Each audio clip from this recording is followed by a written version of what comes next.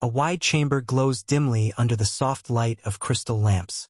Maps and scrolls litter the obsidian table at its center, their inked lines showing the Empire's domains and the scattered forces that once swore loyalty to it. Alex sits at the head of the table, his posture relaxed but his presence pressing down on the room like a weight. The dark aura that clings faintly to him makes even silence feel alive. Across from him, Gander leans forward, his hand resting on the edge of the table, his eyes gleaming with satisfaction. "Your Majesty," Gander begins, voice low but firm, "your plan works." The flames of surrender spread faster than fear itself. 5 forces have already contacted us through secret messengers. Each of them has offered to bend the knee in exchange for their survival. Alex's gaze doesn't shift from the map. He taps one finger against the symbol of a fortress marked in the southern frontier. Which ones? The Ironfang clan, the Blackspire Kingdom, the Wessian Kingdom, Kalen clan, and Raidel Kingdom, Gander lists smoothly. His tone hardens as he adds, "They all see what happened with the Ashedge clan. No one can ignore it." Alex leans back slightly, the faint glimmer of thought passing behind his cold eyes. 5 already. That leaves only the top 10. "Yes," Gander nods. "The strongest clans, the most stubborn kings. They still cling to the Empire's silence as if it were a shield." His lip curls, almost amused. But that silence has become their greatest fear. The Emperor does not move, and so they wonder if they've already been abandoned. Gander's words hang in the chamber, thick with unspoken weight. Alex finally lifts his gaze from the map, the dim glow of the crystal lamps catching the sharp edge of his eyes. He drums his fingers once against the obsidian surface, then stills them. "My lord," Gander continues, lowering his head slightly in deference, "they will arrive tomorrow. Their leaders will personally come, desperate to offer their submission before the tide drowns them as it did the Ashedge." Alex's lips curve faintly. Not a smile, but something colder, sharper. "That is good." He rises from his seat, the hem of his cloak whispering across the stone floor. His voice, calm yet commanding, carries through the chamber without the need for force. "Prepare feasts, offer gifts, but what they must see is not our hospitality, but our strength." Gander inclines his head, a flicker of approval glinting in his eyes. "Understood, Your Majesty." The next day, the gates of Zark City groan open under the pull of massive chains, the sound echoing like a war drum. Dust rises as 5 processions approach, banners lowered, guards tense. The leaders of the Ironfang clan, the Blackspire Kingdom, the Wessian Kingdom, the Kalen clan, and the Raidel Kingdom ride at the front of their entourages, each face carved with unease though their backs remain rigid with pride. They expect to see cruelty, chains, and humans beaten into the dirt. They expect the proof that surrender means disgrace.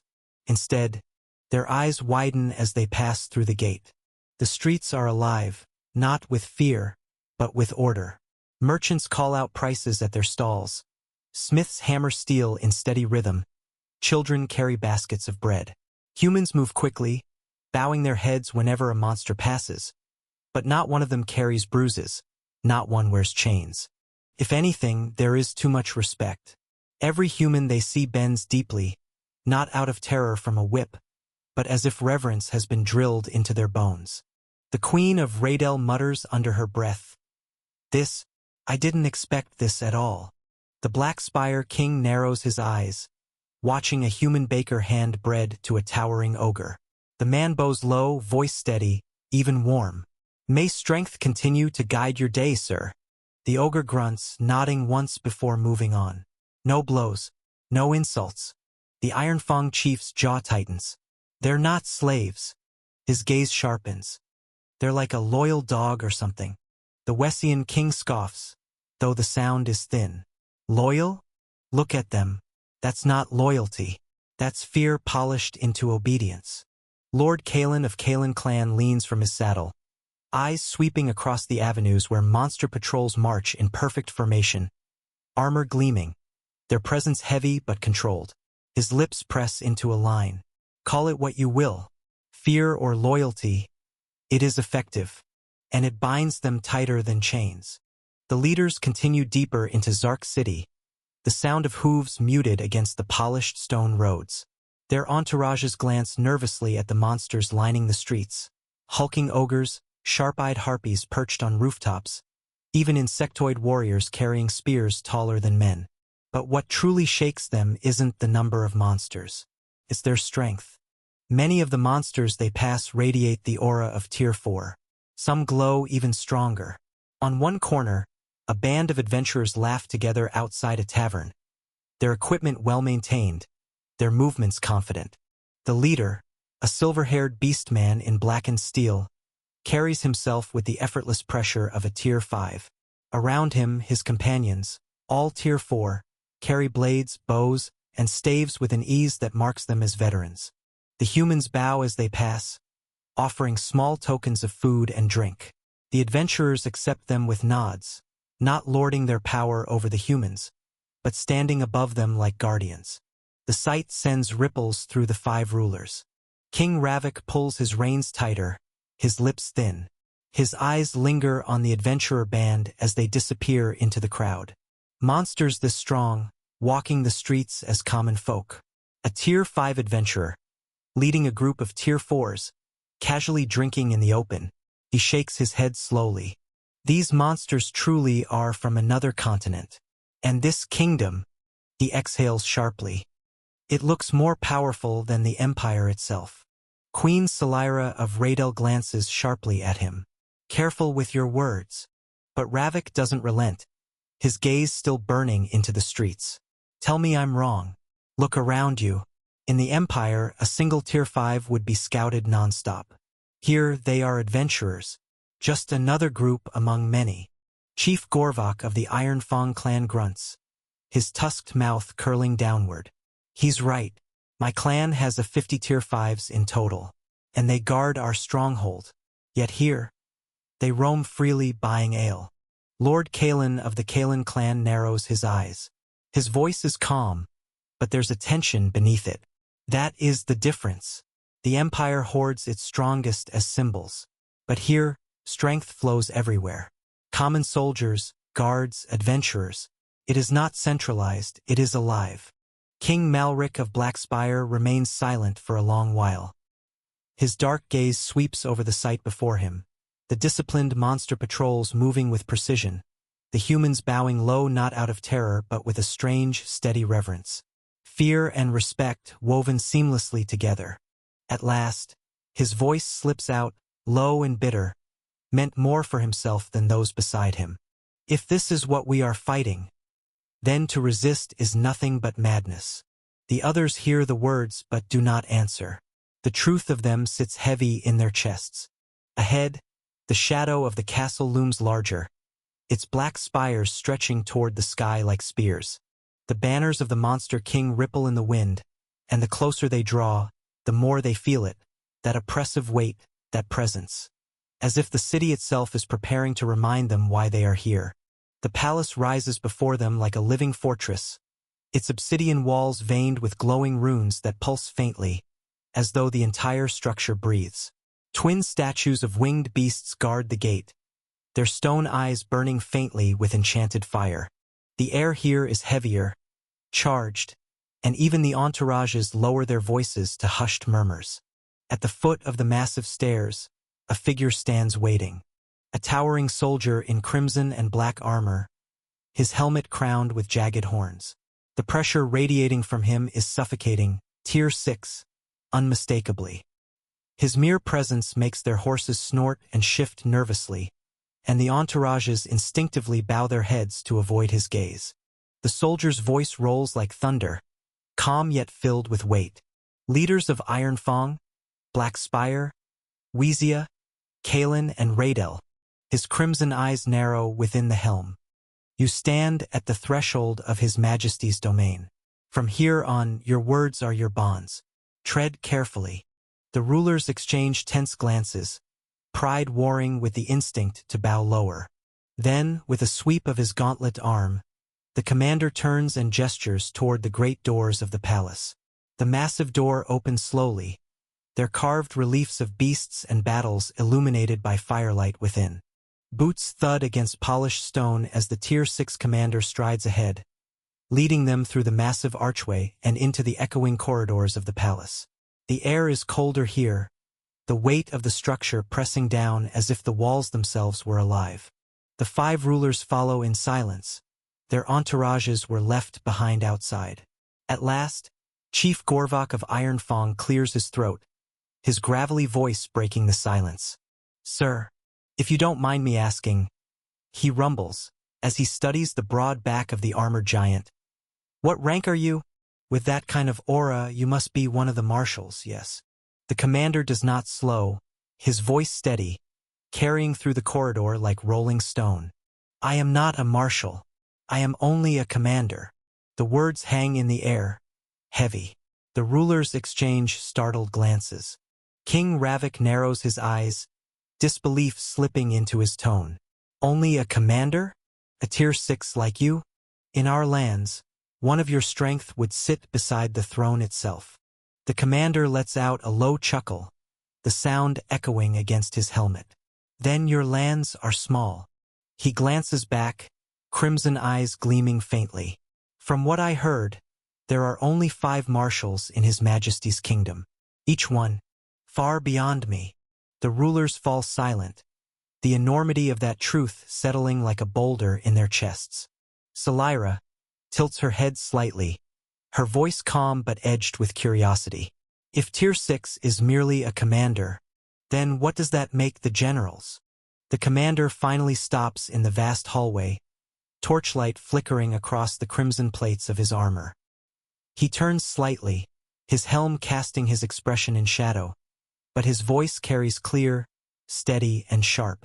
"Well," he says, "being a general, there are 2 paths." The rulers lean in without meaning to, their breaths tight. The commander raises 2 thick fingers. "The first, become a general as a Tier 5. But for that, you must be close to His Majesty.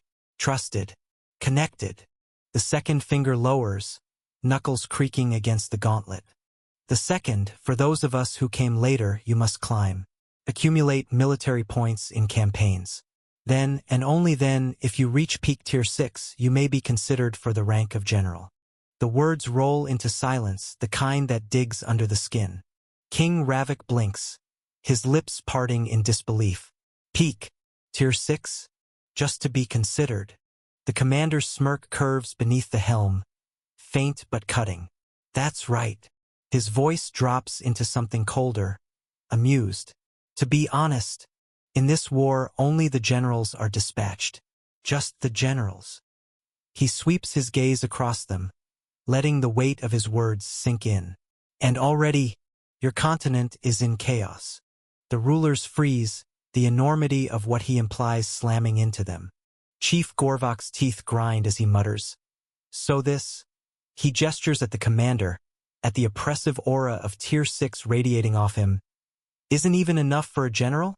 The commander lets the silence answer for him. Salira's lips tighten, her eyes sharp as glass. "A Tier 6 is only a commander." She breathes out slowly, disbelief curling into something darker, fear. King Malrik narrows his eyes, his voice low and bitter. "In this continent, a Tier 6 could rule. And here, you are but a commander." The commander tilts his head, that faint smirk never leaving. "Now you begin to understand." The 5 rulers glance at each other, the same thought carved across their faces. "What kind of kingdom have we come to kneel before?" Salira breaks the silence, her voice softer than before, but edged with something that sounds almost like awe. "His Majesty, perhaps he comes from the main continent." The commander doesn't even turn his head. His voice, calm and iron-bound, cuts through the hall. "No. But in the future, the main continent will kneel before His Majesty." The words crash against the 5 rulers like thunder. For a heartbeat, none of them breathe. Their minds race with the same unspoken thought. What a mad thing to say. The main continent, spoken of only in hushed legends, a place of gods and being far beyond mortal grasp. Their backwater land is nothing but a distant fringe. Even their empire, mighty as it seems, would be nothing but ants there. Everyone knows this. King Ravik clenches his jaw, his voice barely above a whisper. To claim even the main continent, Chief Gorvok said lowly. It's lunacy. Malrik does not speak, but his eyes narrow, weighing the commander's tone, not as bluster, but conviction. The commander does not elaborate, and the silence grows heavier as their footsteps echo across the polished stone. Finally, the air shifts. They approach the end of the hall, where two colossal doors rise before them. Black steel and obsidian carved with spirals of runes that pulse faintly like living veins. Each door is tall enough to swallow a fortress gate, and the pressure they exude makes the ruler's knees weaken. The commander steps forward, his gauntlet hand pressing against the runed surface. The colossal doors groan open, their sound like stone mountains splitting. Announcing. His voice booms through the vast chamber, carrying like thunder. The leaders of Ironfang, Black Spire, Weezia, Kalen, and Raidel, here to offer their submission before His Majesty. The five rulers steel themselves as best they can. Pride clenches their jaws, but the moment the doors open wide, their breaths catch. Lining the great hall are 10 soldiers in gleaming golden armor, their helms wrought with monstrous visages, their weapons resting like towers against their shoulders. The pressure radiating from them leaves no room for doubt. Every one of them is Tier 6. Between them, like a river of steel, march Tier 5 elites, each standing rigid in perfect formation. The sheer display of discipline and strength is ceremonial, yet suffocating. King Ravik of Weezia whispers harshly, 10 Tier 6 soldiers, as guards. Salira's sharp eyes dart over the line. Her voice trembles though she forces composure, and each of them shines with killing intent. These are no showpieces. They are warriors. Chief Gorvok mutters under his breath, tusks grinding. This is insanity. In our land, one of them could destroy a kingdom. And here, they stand in rows, like common sentries. The Black Spire King's lips thin, but he says nothing. The silence that grips him is not disbelief, but fear. Then their eyes shift forward, to the throne. Upon the obsidian dais, seated upon a throne carved of black crystal veined with gold, rests Alex, the king of monsters. Shadows cling to him like a second cloak, his very presence bending the air. His gaze is calm, piercing, detached. But what truly drives the ruler's hearts to ice are the 4 figures flanking him.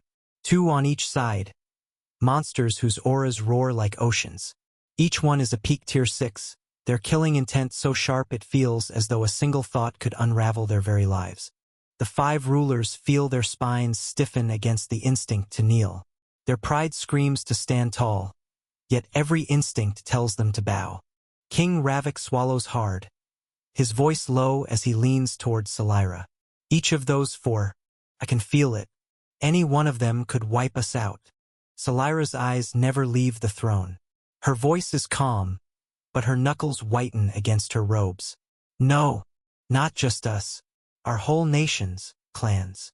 Chief Gorvok's tusks grind as sweat beads down his temple. Then what in the abyss does that make the one sitting on the throne? The Mazel's voice cuts the air, sharp and commanding. Kneel before His Majesty, Alex, the king of Erevaris Kingdom. The words reverberate through the chamber, leaving the 5 rulers with no air to breathe. The moment the words crash through the vast chamber, the 5 rulers don't even think. Their bodies move before their pride can resist, survival instinct seizing control. One after another, they drop to their knees, the sound of armor and cloth striking the polished floor echoing beneath the vaulted ceiling.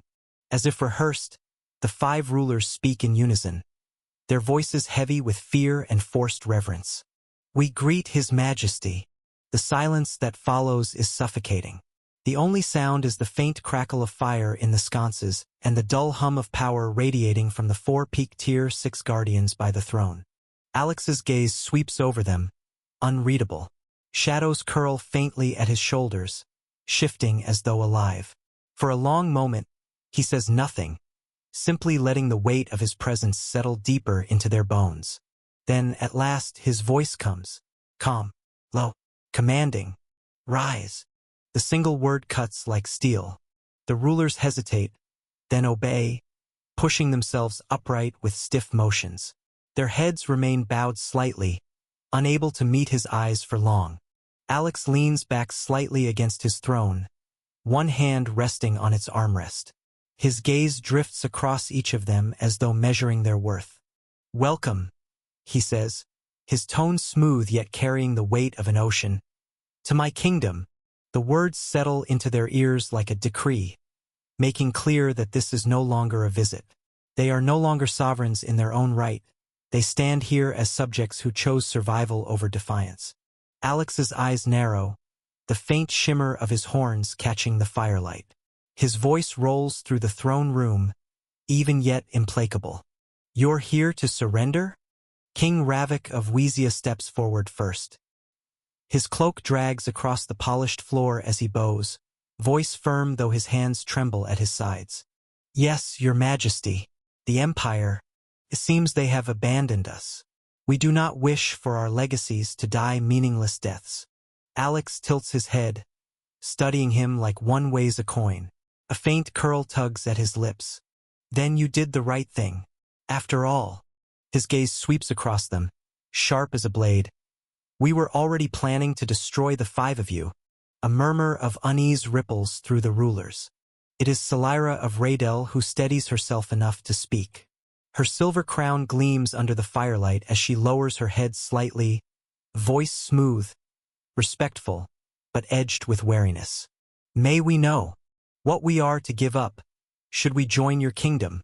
Alex answers without the slightest pause. His tone is calm, almost casual. Yet each word strikes like a decree etched into the marrow of their bones. Nothing. Except this, you will mobilize your forces when I command it. You will pay me 20 million gold coins each month. And, his gaze sharpens, voice sinking into something colder, heavier. You will abolish the slavery of monsters from your kingdoms and clans. Permanently. The hall falls silent. The image of their people dying, the screams of cities burning, flashes in each of their minds. Better to bleed coin than to bleed blood. Gorvok of Ironfang finally breaks the silence. His tusks gleam as he lifts his head slightly, voice deep and gravelly. We already did all that before coming here, your majesty. There are no monster slaves in our lands now. Alex regards him for a long moment, then gives a slow nod. That is good. He shifts slightly, raising a hand. His voice cuts like a bell. Gander. A moment later, a figure enters the throne room. Cloaked in black robe, Gander strides with precision and kneels before the throne. Alex's tone softens just slightly, carrying a rare note of warmth. This is Gander, my trusted subordinate. He will lead you to the feast we have prepared for you five. The rulers bow their heads deeper, voices uniting once more in trembling gratitude. We thank His Majesty for his generosity. Gander rises, gesturing toward the great doors at the far end of the chamber. The rulers follow, their steps heavy, their minds still reeling. Later, in a quieter chamber, Alex waits alone. The firelight from a single brazier casts long shadows against the walls. After some time, the door opens and Gander enters, bowing low. They're gone now, your majesty. Gander reports, his voice steady. I also gave them Tier 6 skill books. They said what we provided is more advanced than anything they currently possess. I mentioned, too, that with enough military points, they can exchange for Tier 7 skill books. A small smile crosses his face. That excited them more than anything else. Alex nods, his expression unreadable. Good. That should be enough to push them into action. If they're motivated by strength and survival, they'll turn their blades against their former allies soon enough. Gander inclines his head. They will, your majesty. The promise of Tier 7 power is more than enough bait. They won't hesitate. Alex leans back slightly, shadows curling around his frame. His tone is calm but final. Then let them prove their loyalty in blood. The news spreads like wildfire. The surrender of the 5 lower-ranked forces carries across the continent. Through whispers in taverns, shouts in marketplaces, and sealed reports on noble desks. In the council hall of the rest of the remaining forces, voices rise in fury. They dared to announce it like it was a triumph. One minister spits, slamming his palm against the table, celebrating their surrender as though it were a gift to their people. Another counselor shakes his head, face pale. Not only celebrating, they promised prosperity, claimed their clans and kingdoms will grow stronger than the empire itself under the monster's rule. The chamber erupts. Lies, madness, traitors. Yet, beneath the outrage, unease takes root. Reports arrive days later, letters smuggled from common folk. A nervous scribe reads aloud, his voice faltering. The citizens, at first they were terrified, but nothing happened. No executions, no destruction. Only monsters arriving in their cities, patrolling the streets. The leaders ordered them to be respected. And now, it is the people who bow. The room falls into stunned silence. Finally, a general growls, his jaw tight. So their people live, their cities stand. And ours? He doesn't finish the thought, but the bitterness hangs heavy. A younger officer mutters, unable to contain himself. If their kingdoms are not burning, then how long before our own people start to wonder if surrender is the wiser choice? The question lingers, unspoken yet undeniable, as the news continues to ripple outward, toward the 9 remaining forces, and finally, the empire itself. The next day, the world wakes to another storm of news. From the central squares of Wessian Kingdom, Raidel Kingdom, Ironfang Clan, Blackspire, and Kalen Clan, great platforms are raised. Banners unfurl, crowds gather, suspicion and fear hanging in the air like a thick fog. King Ravik of Wesia steps forward first, his armor gleaming, his voice amplified by magic. People of Wesia, he declares, lifting his hand. A surge of aura radiating outward like a wave. Gasps ripple through the crowd as the unmistakable presence of a peak tier 6 settles over them, heavy and suffocating. As of today, I have ascended. The crowd stares, stunned. For decades, his progress had stalled. Now, overnight, Ravik's voice grows firmer. This breakthrough is not mine alone. It is a gift from His Majesty Alex, the King of Monsters. Whispers ripple, some in awe, some in disbelief. From another platform, Salira of Raidel Kingdom speaks, her silver crown catching the sunlight. Her aura flares, sharp and crystalline, settling like a blade over the square. I, too, have stepped into the peak of Tier 6. This is proof of His Majesty's generosity. Proof that our alliance is not submission, but the key to prosperity. The crowds murmur louder now. In Ironfang Clan, Gorvok spreads his arms wide as his monstrous presence pours over the city, making warriors tremble. I have broken my chains. Power that the Empire denied us. His Majesty granted in a single night. Tell me, who is stronger? The Empire who abandoned us? Or the King who raises us higher? Cheers erupt among the clan members, the sound rolling like thunder. In Blackspire Kingdom, King Malric's cold, sharp aura seeps through the streets, frost shimmering in the air. His voice is steady, commanding. The Empire sent nothing but taxes and chains. The King of Monsters gave us freedom and strength. Remember this well. Our future no longer lies in their shadow. And in Kalen Clan, Lord Kalen stands at the gates of his fortress city, lightning crackling faintly at his fingertips as he lets his aura crash over the gathered soldiers like a storm. Brothers, sisters, this is no trick. His Majesty's promise is real.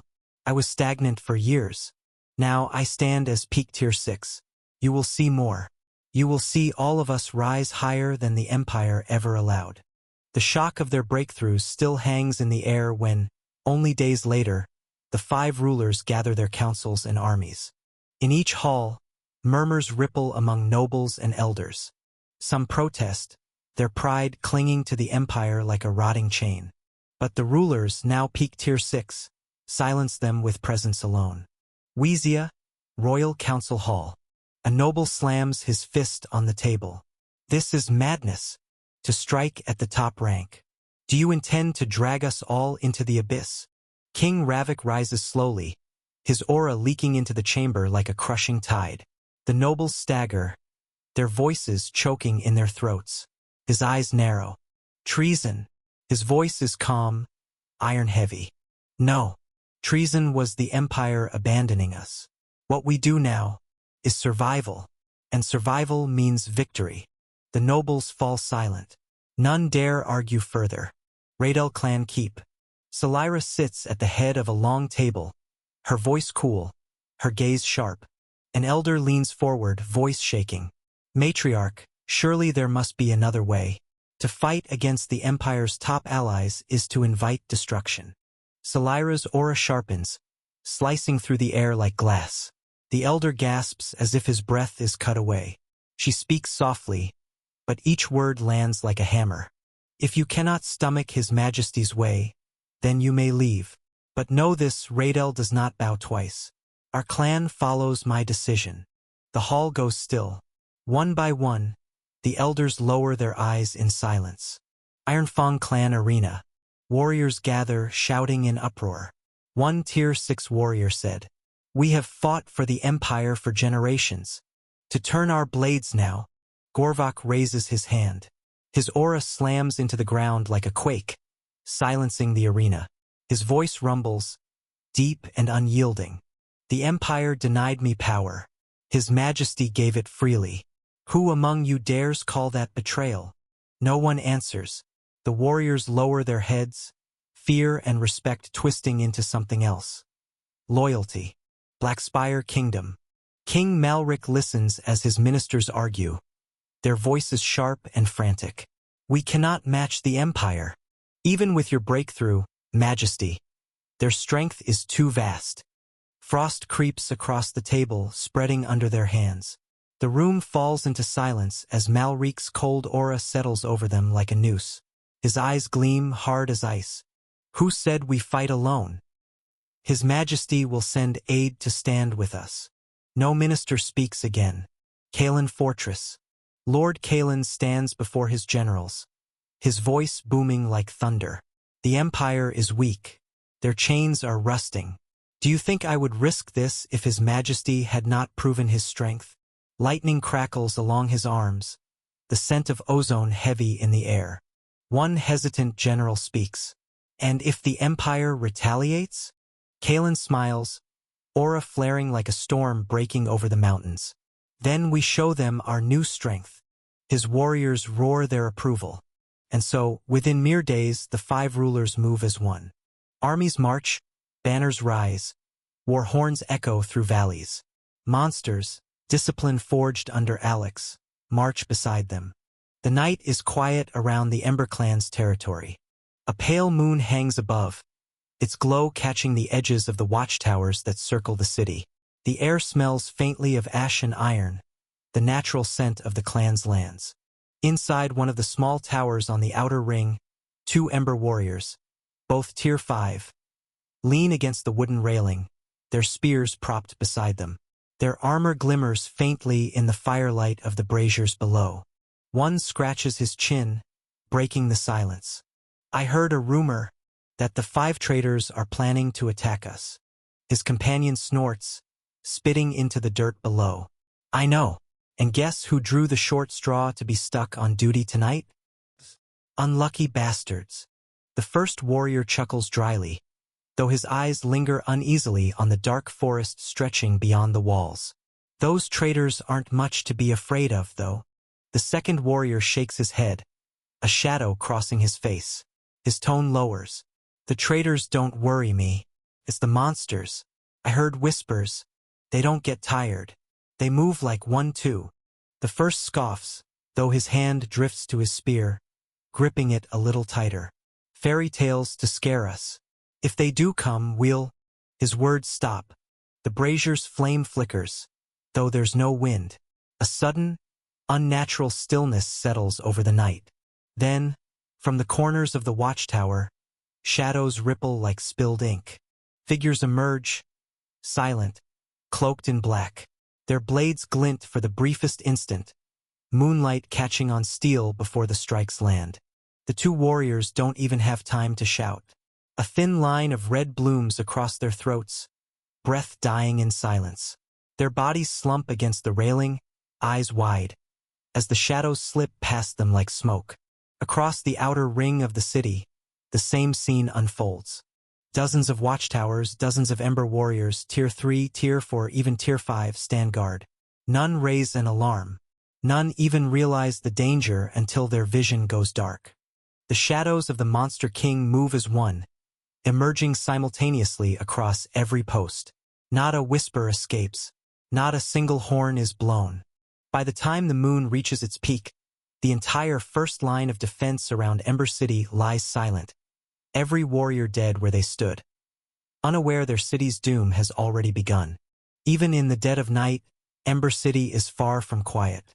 The clan knows the monsters may strike at any moment, and as the rank 10, they are the likeliest target.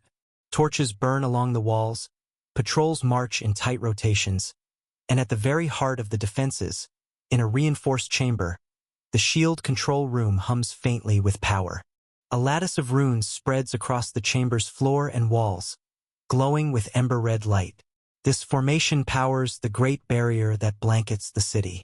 At its center stands a lone warrior of the Red Ember clan, a Tier 6 guardian, armored in obsidian-etched steel, his eyes never leaving the flow of energy around him. His task is simple: protect the heart of the shield, no matter the cost. But he is not alone. From the corners of the chamber, the shadows ripple like living tar. Two figures step out as if peeled from the darkness itself. Cloaked, silent, their eyes faintly glowing violet beneath their hoods. Grell and Tarvin from the Umbral race, both newly risen to Tier 6. The hum of the barrier fills the control room like a heartbeat, steady and unbroken. The Guardian keeps his eyes on the formation, unaware that death already coils around him. From the walls, Grell and Tarvin peel free of the shadows, their chitinous exoskeletons absorbing the light until they look like living voids. Their voices are low, more felt than heard. We end this quickly. No noise. The plan holds. We use it. The two umbral stalkers move like liquid night. Their claws slide along the stone without a sound, their eyeless faces twitching slightly as the sensory pits along their heads register the Guardian's steady movements, the flow of heat and mana within his body. The Guardian shifts, muttering under his breath, unaware. Humph. Quiet tonight. Too quiet. Maybe the rumors were just fear-mongering. He adjusts his gauntlet and leans against his spear. The barrier pulses, casting ember-red reflections across his armor. From opposite sides of the chamber, Grell and Tarvin exchange a glance, or what passes for one between their kind. Grell's whisper crawls through the shadows. We begin. Tarvin nods once. His claws flex, and his mana flares in perfect synchronization with Grell's. Dark runes coil up their limbs, feeding into one another until a single sigil forms in the air between them. Shadow Convergence. The joint skill they purchased with the military points. The chamber seems to inhale. The barrier's glow dims for an instant as the room itself bends, shadows stretching unnaturally. From the fused sigil, a blade of absolute darkness begins to form, long, jagged, writhing with tendrils that eat away at the light. The weapon hums with killing intent, a spear forged to pierce not just flesh but spirit. The Guardian stiffens. His instincts scream. His head jerks toward the shifting air. Who's there? Too late. Grell and Tarvin move as one, their bodies dissolving into streaks of black fog. They reappear beside him, the fused shadow spear thrusting straight toward his heart. The impact is devastating. The spear drives through his armor as if it were paper, the explosion of shadow punching through his chest and smashing him against the far wall. Stone cracks. Blood sprays across the glowing formation. But he is Tier 6. He does not fall so easily. With a roar that rattles the runes, the Guardian grips the shaft of shadow still impaled in him. his aura igniting in an inferno of scarlet flame. His eyes blaze, teeth bared. You think you can end me in silence? The pressure of his unleashed power slams into the chamber, rattling Grell and Tarvin back a step. The shadows recoil, hissing against the sudden blaze of fire aura. Tarvin snarls, claws spreading as he prepares to finish it. Strike again before he calls. But the Guardian's free hand slams against the rune-inscribed pedestal. His blood smears across the glowing stone, and the formation flares violently. Boom! A thunderous gong echoes across Ember City. The alarm. Not far from Ember City, the night trembles with a different kind of weight. 1,000,000 strong gather under the pale moon, humans and monsters alike, their banners fluttering, their weapons gleaming. The sound of marching feet and snorting beasts has long since quieted. Now they wait, coiled like a single beast ready to strike. At the center of this vast host sits a massive, luxurious carriage carved from dark ironwood and reinforced with plates of black steel. It is less a carriage and more a moving fortress, drawn by 6 colossal scaled beasts, their breath steaming in the night. Inside, the air hums with authority. Alex sits at the head, his presence alone bending the space. Around him are the 5 newly loyal rulers, Ravik, Salira, Gorvok, Malrik, and Kalen, and standing next to Alize is Mazel. His aura is overwhelming. The sudden toll of the alarm bell from Ember City rolls through the night, low and heavy, reaching even this distant host. The rulers tense, exchanging wary looks. Mazel bows his head, his voice steady. They rang the alarm, my lord. King Malrik's cold eyes narrow, a hint of frost clinging to his breath. Did Grell and Tarvin fail? For a moment, silence reigns. All eyes shift to Alex. His expression doesn't change, but his crimson gaze flicks toward the city in the distance, as though piercing through walls, through stone, through blood. When he speaks, his tone is calm, cutting through the tension like a blade. They didn't fail.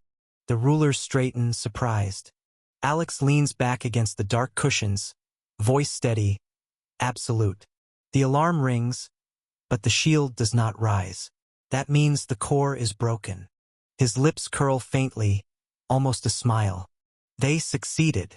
The rulers exchange looks again, this time with awe and fear. Gorvok lets out a low, tusk chuckle. Efficient killers, worthy as His Majesty's subordinates. Alex raises a hand, his presence suddenly surging like a tidal wave, pressing down on all of them. His words are simple, undeniable. Go. Attack Ember City now. The command cracks through the carriage like thunder. The 5 rulers rise at once, voices uniting as they bow. As His Majesty commands. Outside, horns blare. War drums pound. The 1,000,000-strong host begins to move, a wave of steel, claw, and scale rolling toward the city. The ground trembles beneath their march, the moon swallowed by banners and dust. From his carriage, Alex watches silently, eyes glinting like twin embers. The night belongs to him. The Ember City burns with restless light. Torches blaze along the walls, the glow of fire mana humming through the streets as warriors rush to their posts. The alarm still echoes like a heartbeat through the night, beating fear into the hearts of civilians and urgency into the veins of soldiers. From the highest terrace of the Ember Lord's manor, a figure descends in a streak of crimson flame. His cloak of burning embers trails behind him as he lands in the central square with a heavy impact that cracks the stones beneath his boots. His aura erupts like a volcano. Brarth, clan leader of the Red Ember clan, peak tier 6. His fiery gaze scans the chaos, searching. Almost instantly, another streak of flame cuts through the night sky. A warrior clad in scarlet armor lands beside him, his aura fierce and steady. A peak tier 6 battle-hardened warrior of the clan. One after another, 5 more descend, their auras ranging from low to high tier 6. Each bears the mark of the Ember bloodline. Flame woven into their very flesh, sparks leaking from their eyes, skin glowing faintly with fire essence. But even with all of them gathered, tension coils tight in the air. Bartha's voice erupts like a volcano. Why is the shield not activated? At the edge of the square, a group of mages kneels hurriedly, their robes drenched in sweat. The head mage, a peak tier 5, bows so low his forehead nearly touches the scorched stones. His voice trembles. "Yes, sir. The shield cannot be raised. The core has been destroyed." A silence falls, heavy and disbelieving. The peak tier 6 snarls, stepping forward, his fiery aura flaring in fury. "What happened to Takani?" The head mage swallows hard, his eyes filled with shame. He is dead, my lord." But before he fell, he managed to ring the alarm. The revelation hangs like smoke. For a breath, none speak. Then Bartha's jaw tightens, his aura burning hotter, his voice a guttural roar. "Takani, your sacrifice will not be in vain." Before anyone can respond, Ruhar. The sound rips through the night, a bestial cry that shakes the walls themselves. In the distance, beyond the gates, the dark horizon erupts in fire and light. Spells arc through the sky like falling stars, bolts of lightning, torrents of frost, blazing orbs of destruction. Skills clash midair in a storm of color, and the sound of 10,000 marching feet thunders closer and closer. Then impact. The first wave of projectiles slams against Ember City's walls. The explosions shake the stone foundations, dust raining down as flames lick the battlements. Screams rise from the guards scrambling to hold position. Bartha's eyes ignite with fury. He raises his arm high, flames surging from his body in a tidal wave. His voice is a command that leaves no room for hesitation. Defensive formations. Mages, fortify the walls. Warriors, use your defensive skills now. The gathered tier 6 warriors obey instantly, their voices uniting in a battle cry. Scarlet shields of fire blossom across the walls, layers of flaming barriers roaring into existence. Spells of molten stone and burning wards surge upward, weaving together into a blazing dome over the city. The night itself turns red, the fire of the Ember Clan pushing back the shadows that close in around them. The monsters and humans do not falter. Through the rain of fire barriers, their combined host surges forward like a living tide, an endless mass of claw, steel, and spell. From the walls, the Ember warriors gape in disbelief. Humans marching with monsters. Who would have thought? One soldier said, voice breaking, but reality crashes down with every step of the advancing army. The impossible stands before their eyes. Human banners and monstrous roars intertwined, united under one banner, the Monster Kings. The captain of the Ember Clan glares down from the battlements, fire burning in his eyes. He lifts his sword, wreathed in flame, and bellows across the walls. Kill the traitors. Burn these monsters that dare set foot on our continent. A deafening roar of agreement surges from the Red Ember warriors. Fear hardens into rage, despair into resolve. Their blood ignites at the thought of betrayal. The clang of blades and the rumble of fire spells intensify as the defenders prepare to strike back with everything they have. Then, 5 shadows streak across the sky. Gorvok, Malrik, Kalen, Salira, and Ravik descend from the heavens, their auras splitting the air as they land in a burning arc before Barth. The air quakes from their presence, the fire-lit night bending under the pressure of 5 peak tier 6, freshly risen to their new heights. Gorvok grin glints in the firelight. His voice rumbles like stone grinding against stone. Long time no see, Barth. Bartha's fiery cloak whips around him, his eyes narrowing to burning slits. You traitors, you 5 actually bowed your heads to a monster? Just for power. Salira laughs, cold and sharp, her silver hair flowing with violet flame. What do you know? We gave the Empire our loyalty for centuries. Yet they starved us, gave us scraps while they fattened you rank 10s. His Majesty gave us what we needed, what we deserved. Ravik steps forward, his aura a crushing tide of molten iron. His voice carries the fury of a lifetime of resentment. You lived fat while we begged for scraps, Barth.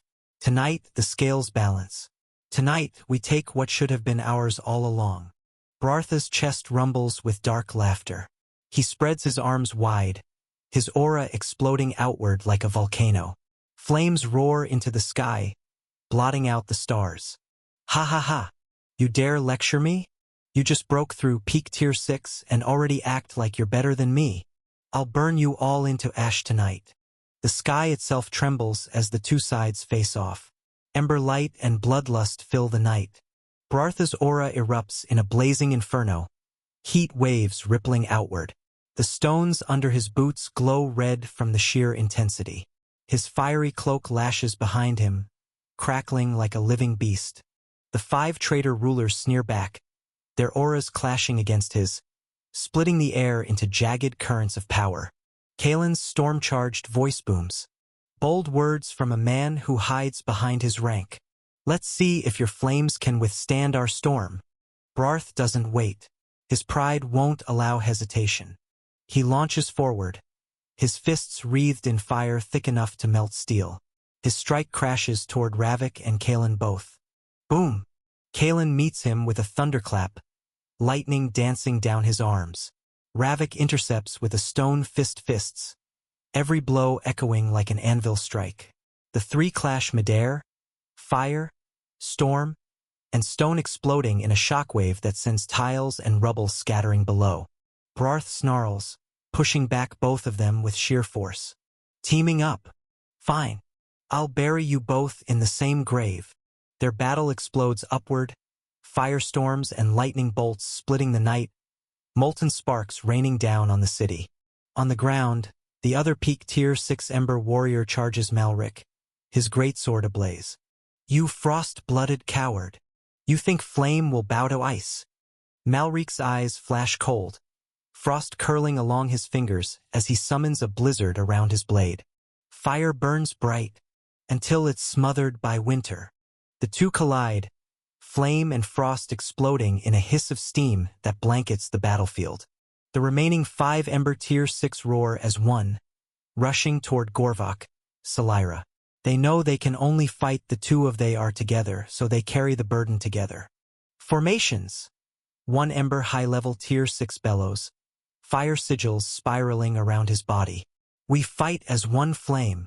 Salira's lips curl into a smirk, fire gathering around her hands. Pathetic. 5 against 3, and yet still you'll fall. Her flame crashes forward, unnatural and violet, clashing with the Ember Clan's scarlet blaze. Gorvok barrels into their formation, his massive axe cutting through wards like paper. The 5th ruler follows, his voice booming curses as his aura presses hard. The air fills with fire, blood, and screams as the two sides collide. Inside the black steel carriage, the battlefield spreads before Alex's eyes like a living tapestry of blood and flame. The gates of Ember City lie shattered, burning timbers scattered like bones.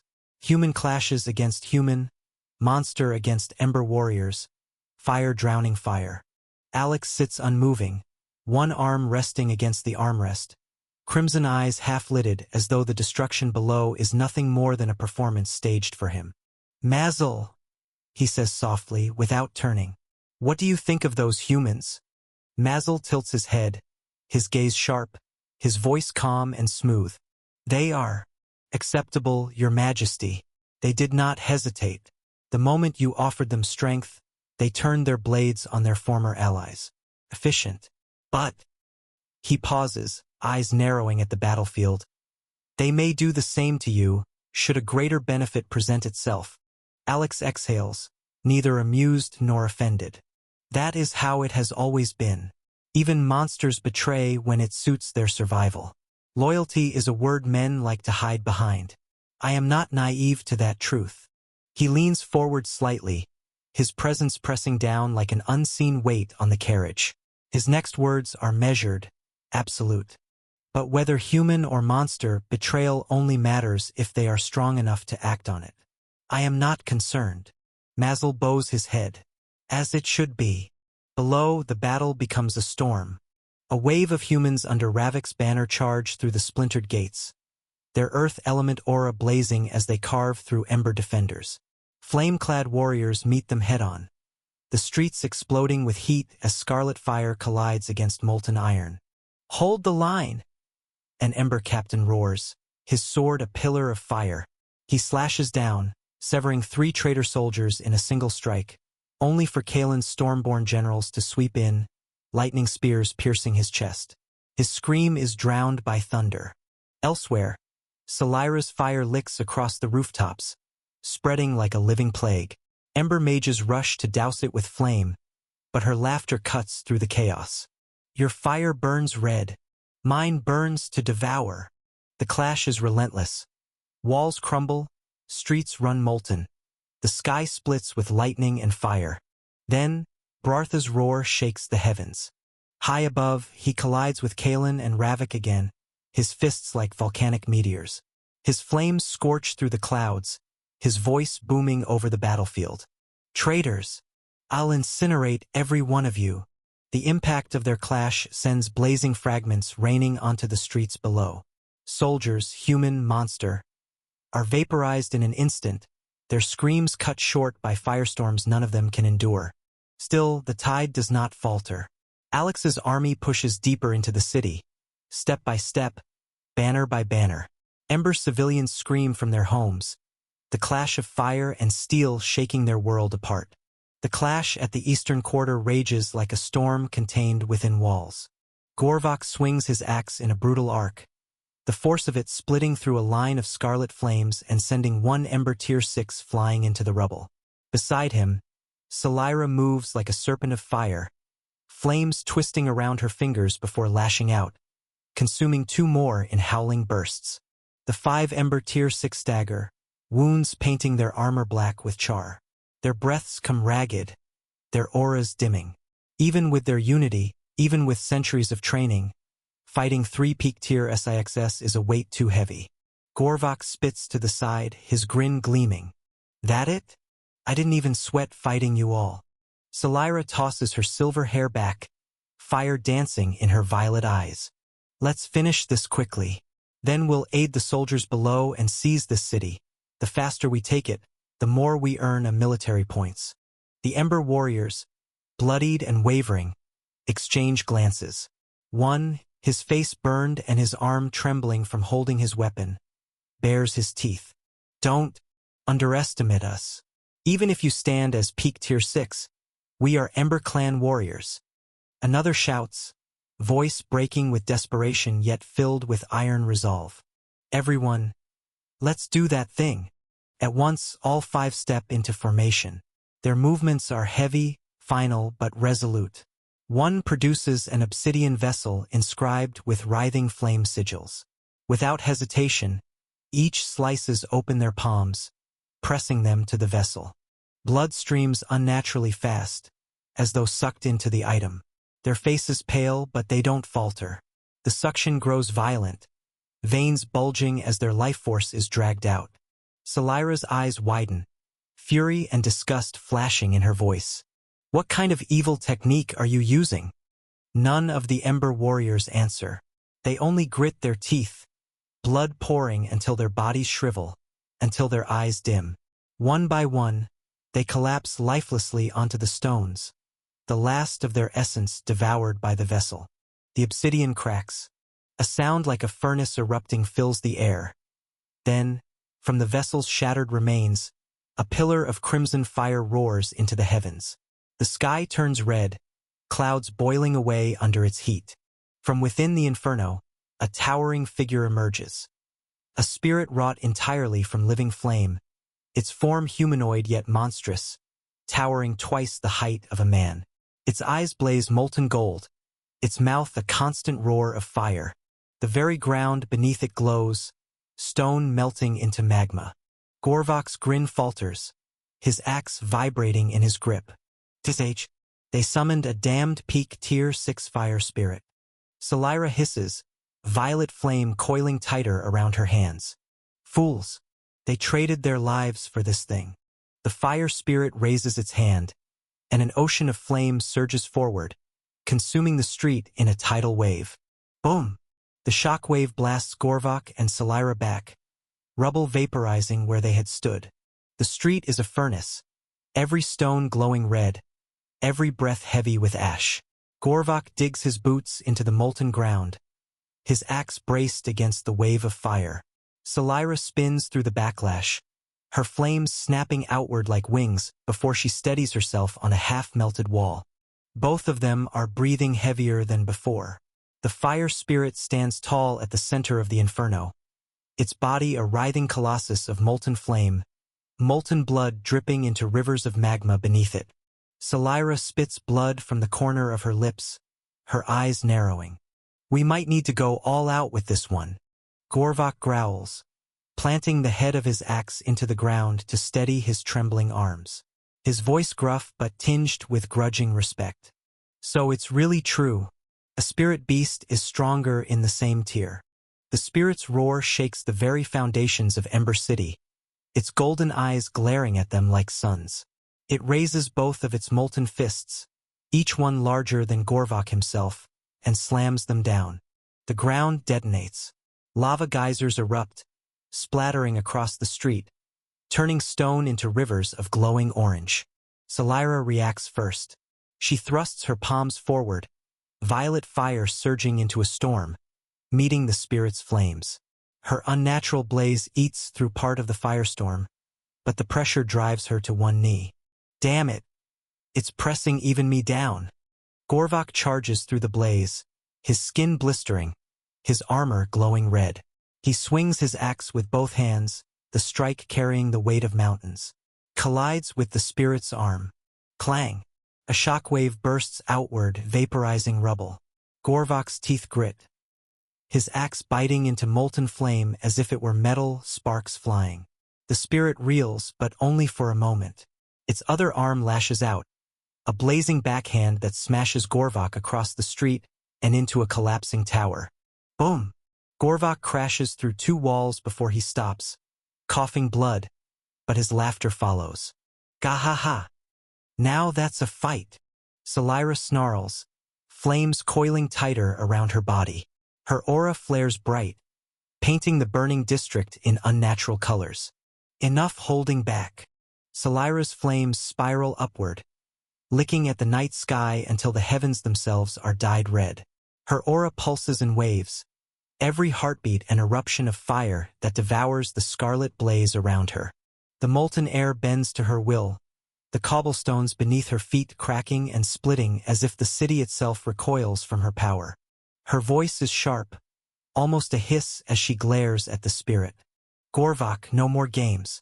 We bring this thing down. Together. Alex's carriage rocks gently as the tremors from the eastern quarter reach even here. Through the slitted windows, the sky is lit red as though a second sun has been born, molten plumes clawing into the heavens. The screams of men, the roars of warriors, and the rumble of collapsing walls all bleed together into a single symphony of war. Alex leans forward, crimson eyes narrowing. The corners of his lips curve faintly as he sees the towering figure of flame rise above the ruins. Wait! Alex is a little shocked. Is that an elemental spirit beast? For a brief moment, silence folds around him. His gaze hardens, but his thoughts drift inward. Spirit beasts exist here. He remembers in the game, apart from warriors and mages class, there were spirit masters. And he remembers her, the girl who walked the adventurer's path and had chosen the spirit master class. Unlike the others, she had stayed by his side longer than most. For someone who was always alone, Alex had, for once, found a friend. His jaw tightens, his eyes glimmer faintly. So, this world has them too. Then, his presence sharpens, dragging the atmosphere in the carriage taut like a drawn bowstring. He speaks, his tone absolute. Mazel. Mazel bows his head instantly. Yes, your majesty. Alex's eyes never leave the towering inferno beast clawing at Gorvok and Salira. We're going to capture that spirit beast. As you command, my king. The carriage doors swing open with a metallic groan, heat pouring in like the breath of a furnace. Alex steps out first, his crimson gaze fixed on the raging titan of flame. His aura presses outward in a low hum, invisible but suffocating, bending the night air around him. Behind him, Mazel follows. The massive monster rolls his shoulders, and with a rattling clank, two enormous war axes unfurl at his sides. Black iron chains link them to the bracers fused into his forearms, the links rattling with every step. He tightens his fists, the weapons answering like hungry beasts straining to be unleashed. The ground trembles again as the fire spirit slams both fists down at Gorvok and Salira. The two rulers barely deflect the blow, their bodies thrown backward into molten rubble, coughing blood. Salira's eyes widen when she sees Alex. "What are you doing here, Your Majesty?" Alex didn't answer her.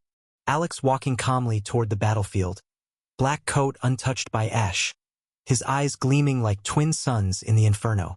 The suffocating presence that follows him dwarfs even the fire spirit's overwhelming aura. The spirit roars, sensing a greater threat approaching. Flames burst skyward, the surrounding streets melting into a lake of lava. Its golden eyes lock on Alex, and with both arms it hurls a tidal wave of flames straight at him. Whoosh! The city quakes as the inferno rushes forward, but Mazel steps in first. "Back down!" His voice booms like thunder. He spins, the twin war axes whirling on their chains. The weapons carve circles of black steel arcs, shredding through the tidal wave. Flames are split apart, torn into spirals of embers. Mazel slams both axes into the ground with a roar, the chains rattling like thunderclaps. The flames scatter, diverted upward in a fiery geyser that explodes harmlessly into the sky. The sky is still raining sparks when Alex finally moves. He raises one hand, palm open, and the raging titan halts its next swing. The fire spirit thrashes, its molten fists trembling in the air as though an invisible wall clamps down on its very essence.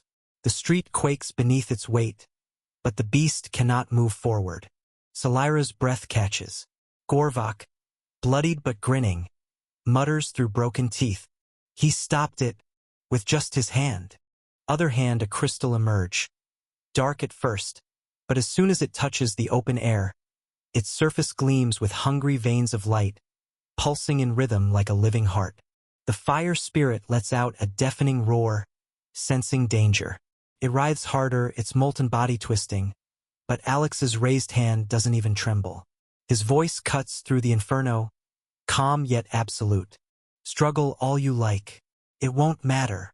The crystal flares. A vortex of light erupts from its core, and the world tilts. The flames wrapping the spirit peel away, shredded into streams of energy that whip toward the crystal. Its molten skin cracks, fragments of its essence ripped free like sparks into a storm. The suction is relentless, the pull absolute. Like the will of the world itself has turned against the beast. The spirit lets out a final roar, one that shakes Ember City to its foundations.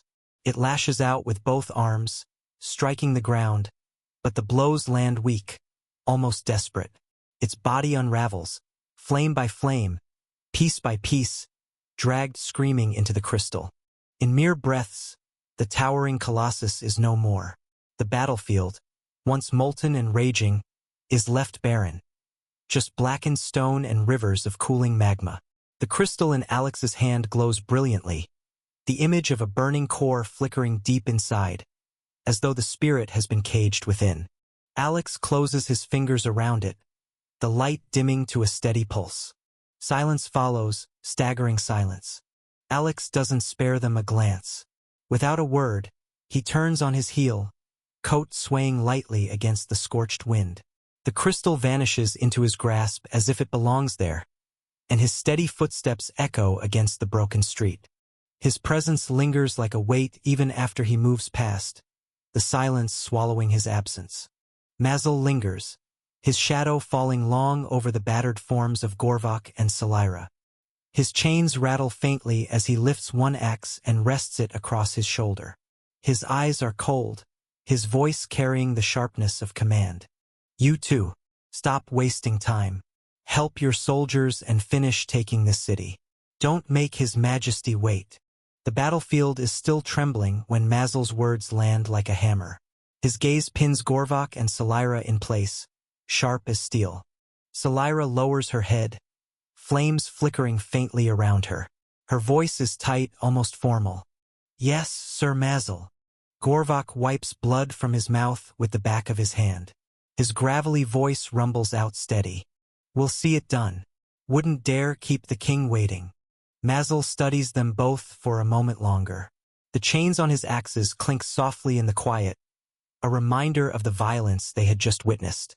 Though they all stand at peak tier 6, the weight of his presence crushes down heavier than the spirit beast ever did. They know it, both of them. Even together, they wouldn't last long if Mazel chose to turn his weapons on them. With a final grunt, Mazel turns and follows after Alex, his heavy steps fading into the silence left behind. Bartha's fists crash against Kaelin's storm-cloaked arms, sparks and fire spraying like molten rain. Ravik surges in from the flank, his stone-clad fist slamming into Bartha's ribs with the weight of an avalanche. The air shudders with each exchange, every blow carving new scars into the burning district. Bartha's chest heaves, breath ragged. His flames, once towering and fierce, now gutter and twist like a dying bonfire. Blood trickles from the corner of his mouth, sizzling as it drips onto the molten ground. He snarls, forcing himself forward, fists blazing anew. 2 against 1, and you call yourselves warriors? Patati Kurs. Kaelin's laugh is sharp, carried on the crackle of lightning that arcs around him. Better pathetic than dead, Barth. Look at yourself. You're cracking. Ravik presses in, his earthly aura flaring like iron fresh from the forge. His voice is a low growl dripping venom. You had your time at the top. Now it's over. No throne of flame can save you. Barth roars and unleashes a torrent of fire, forcing them both back for a breath. His body trembles, veins glowing faintly beneath charred skin. He is losing. He knows it. Where are they? His thoughts churn like a storm inside his skull. We agreed if any of us were attacked, reinforcements would come. Rank 10 would stand together. That was the pact. But the battlefield is empty of allies. No banners in the sky. No footsteps rushing to his side. Just fire, lightning, and stone crashing against him again and again. Did they betray me? Did they decide I was expendable? His rage twists tighter, hotter. The fury is almost worse than his wounds. His clan is being slaughtered, his legacy burning before his eyes, while his so-called equals watch from afar, silent and still. He bares his teeth, eyes bloodshot with fury as he launches himself back into the fray, fists like blazing meteors. You think my clan will fall so easily? I'll drag you both into the pyre with me. Kaelin meets him head-on, lightning spearing down his arm. Ravik crashes in from the side, stone and flame colliding in an explosion that rattles Ember City to its bones. Barth staggers, but he does not fall, not yet. His pride refuses. His fury refuses. The night sky blazes brighter than day. Firestorms clash with storms of lightning, and shards of molten stone fall like meteors into the ruined streets below. The clash of rank 10 shakes the heavens themselves. Bartha's fists hammer against Kaelin's storm-wrapped arms, his flames raging, but weaker with each strike. Ravik's stone-encrusted fist slams into his side, cracking ribs, forcing a gout of blood from Bartha's throat. He reels, his aura sputtering, yet still refuses to fall. His chest heaves like a bellows, golden flames clawing from his cracked skin. His eyes burn with something deeper than pain. Betrayal. Where are they? Bartha's roar tears the sky apart. Fire erupts from his body in a pillar, punching through the clouds. We had a pact. Kaelin hovers opposite him, lightning sizzling along his arms, his eyes narrowing. No one's coming for you, Barth. They've abandoned you. Bartha's laughter bursts out, jagged and broken. It echoes across the battlefield, the sound of madness breaking free. Blood pours from his mouth, his aura boiling hotter, fiercer, more unstable. Abandoned? Betrayed? Ha! Ha ha ha ha! His body trembles as flames burst from every crack in his skin, molten blood dripping from his limbs like falling stars. Then let them watch. Let them all see the pyre I'll make of this world. His aura swells monstrously, the fire around him collapsing inward like a dying star. His body becomes a furnace of self-destruction, his life force igniting as fuel. Kaelin's eyes widen, lightning faltering. He's burning his own core. Ravik snarls, stepping forward, molten aura bracing. Damn fool's turning himself into a living sun. Barth spreads his arms wide, fire spiraling around him in titanic whirls, the very air warping with heat. His voice is thunder and flame, broken with fury and grief. If I fall, I'll drag the skies down with me. If this is my end, then the heavens will burn. The sky erupts. Barth's final scream, half madness, half defiance, rips across the battlefield as he gathers the last of his life into a furnace of self-destruction. Lightning and molten stone hang in the air. Kaelin and Ravik brace for the cataclysm that should follow. Instead, a column of light tears down from the direction of Alex's carriage. Pure, white heat fire, sharpened like a blade. It slams into Barth's raging core. The beam doesn't scorch, consumes. Flame meets flame and the world seems to blink. Barth goes from living inferno to nothing so cleanly that for a heartbeat the air itself is stunned. No charred remains, no ash, no bone. The pillar of fire collapses inward and is gone. A pocket of perfect silence swallows the spot where the clan leader fell. Kaelin and Ravik hang in the air, sweat and blood spattering their faces, their auras still roaring. For an instant they only stare. Disbelief, relief, and animal gratitude that tastes of fear. They turn together toward the carriage silhouetted beyond the ruined avenue. Through the smoke they see it. A dark shape at the city edge, cold and implacable even as the battlefield rages. Alex stands on its platform like a statue come alive. Kaelin's voice cracks first, raw and hoarse. Your Majesty. Ravik's posture folds, muscles loosening. He forces out the words the moment his chest unclenches.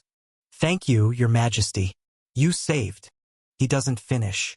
Both men bow midair, not just from habit but because the sight of that carriage, and the utter annihilation it produced, bends the spine as surely as any command. Alex's figure is a shadowed silhouette against the glow. He doesn't widen his stance to accept praise. He doesn't look pleased. He merely lifts one pale hand. The gesture is casual, almost bored. Finish this already, he says. His voice is soft, but when it reaches them it lands like an order hammered on steel. Kaelin straightens with speed that is military and immediate. As you command. Ravik's eyes flash once. Fear, hunger, calculation. Then he grips his fists and drops, diving back into the fray with renewed, ruthless intent. The carriage rides like a dark prow through the smoke. Outside, the city still bleeds light. Fires guttering, walls crumbled. The sporadic flare of spells painting the sky in angry bursts. Inside, the air is cool and perfumed with the faint iron of blood lingering on the leather seats. Alex sits motionless, fingers steepled. Mazel stands by the open hatch, one massive hand resting on the chained haft of his axe. He looks like a statue of war waiting to move. A courier bird, black-feathered, its eyes ringed with runes, lands on the carriage rim. Mazel plucks the sealed strip from its leg, breaks the sigil, glances once, then hands the parchment to Alex without expression. He speaks in that low, efficient voice that never rises even in battle. Your Majesty, Mazel says, I have news from Zurich, Gratham, and Varila's fronts. They sent reinforcements, 3 low-level tier SIXS in total and 100,000 soldiers. They pushed in, but they were disposed of easily by them. Good. He breathes the word out like a verdict. Tell them to hold where they are for now. Mazel inclines his head. As you command. I'll send the order and stand the reserve down. He lets the carriage rock a moment and then, quietly, almost to himself, if those humans could gather every force they have and strike together at one point, even I couldn't ignore it. Put all their banners in one field and they become dangerous. The city's roar dies slow, like a tide pulling back to reveal broken reefs. Molten rivulets cool into black seams. Fires still spit from collapsed roofs, but the organized chaos, the shrill alarm, the coordinated counterattacks, gives way to stunned silence. Men and women stagger from alleyways, some clutching scorched cloth, some carrying the wounded. Monsters stand in ranks where human lines once held, their armor dented, their breath steaming in the night air. At the shattered main gate, the surviving Ember captains, smudged, bloodied, their banners in tatters, form a trembling line. Behind them, the city's militia huddles. Many lower-ranked soldiers sink to their knees as the truth of the defeat settles. Above, banners of the five rulers and the black standard of Erevaris hang side by side, an ugly new constellation. From the carriage, Alex steps down as if he is stepping onto a stage. The air around him sucks cool. Even the smoke seems to part. He walks slowly toward the gate, Mazel at his flank, Gander a few paces behind. The ground underfoot is carpeted with ash and fragments of brick, evidence like a ledger of what has passed. A squad of monster guards clears a path. They are Tier 4 and Tier 5 warriors, ogres, scaled centaurs, insectoid spearmen, an odd chorus of claws and plated limbs. Their faces are neutral. They do not gloat. They simply open the way. An elder of the Ember Council, gray-haired, his face blackened by smoke but his posture unbroken, steps forward, hands raised not in defiance but in the old ritual of parley. Soldiers behind him whisper to one another. Someone presses a bloodied cloth to a child's mouth to hush a sob. "Brarth is gone," the elder says, voice cracked. "His sacrifice." He stops, swallowing. "We will lay down our arms. We will negotiate." A murmur runs through the gathered soldiers. Some look relieved. Others gape at the monsters as if they expect them to turn and rend the world. Gorvok, Salira, and the others hover in the sky just beyond the rooftops, their auras diminished now that the fiercest clashes have died. Alex halts 5 paces from the elder. His presence flattens the crowd's breath. He does not raise his voice so much as place a weight into it. "You surrender," he states plain. "You will lay down arms. You will hand over all heavy weaponry and arcane foci for inspection. You will remove all traces of monster slavery in your laws and practice. You will feed my armies for a month. And..." He pauses, and the air sharpens like a blade. "You will pay tribute to Erevaris. Terms will be explained by my steward." The elder's hand trembles as he steps forward, humility and horror warring in his features. "We will comply, your majesty. We do not wish for more deaths. We have seen what became of Brarth. We will pay. We will free our slaves. We'll provide grain, coin, whatever you require." Gorvok calls down, gruff but practical. "Make the lists. Take what you can spare, grain, metal, coin. Spare the townsfolk. We took the towers and the smithies intact for a reason." Salira's voice, carrying from above, adds, "And you will remove any law that enslaves monsters. Show proof within 3 days, or you all will die with this city." Suddenly, a young man in battered armor steps forward from the gathered crowd, throat bobbing with each breath.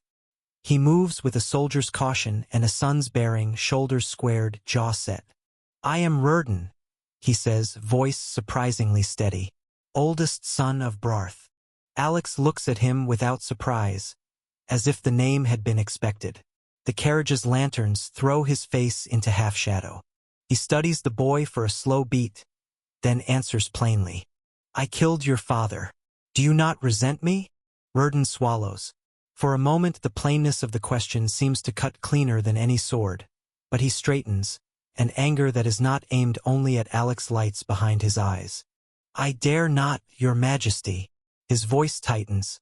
"Not at you. I'm angrier at the Empire and those bastards who left my clan to rot. They were the ones who abandoned us. They will pay for that." Alex's expression does not change.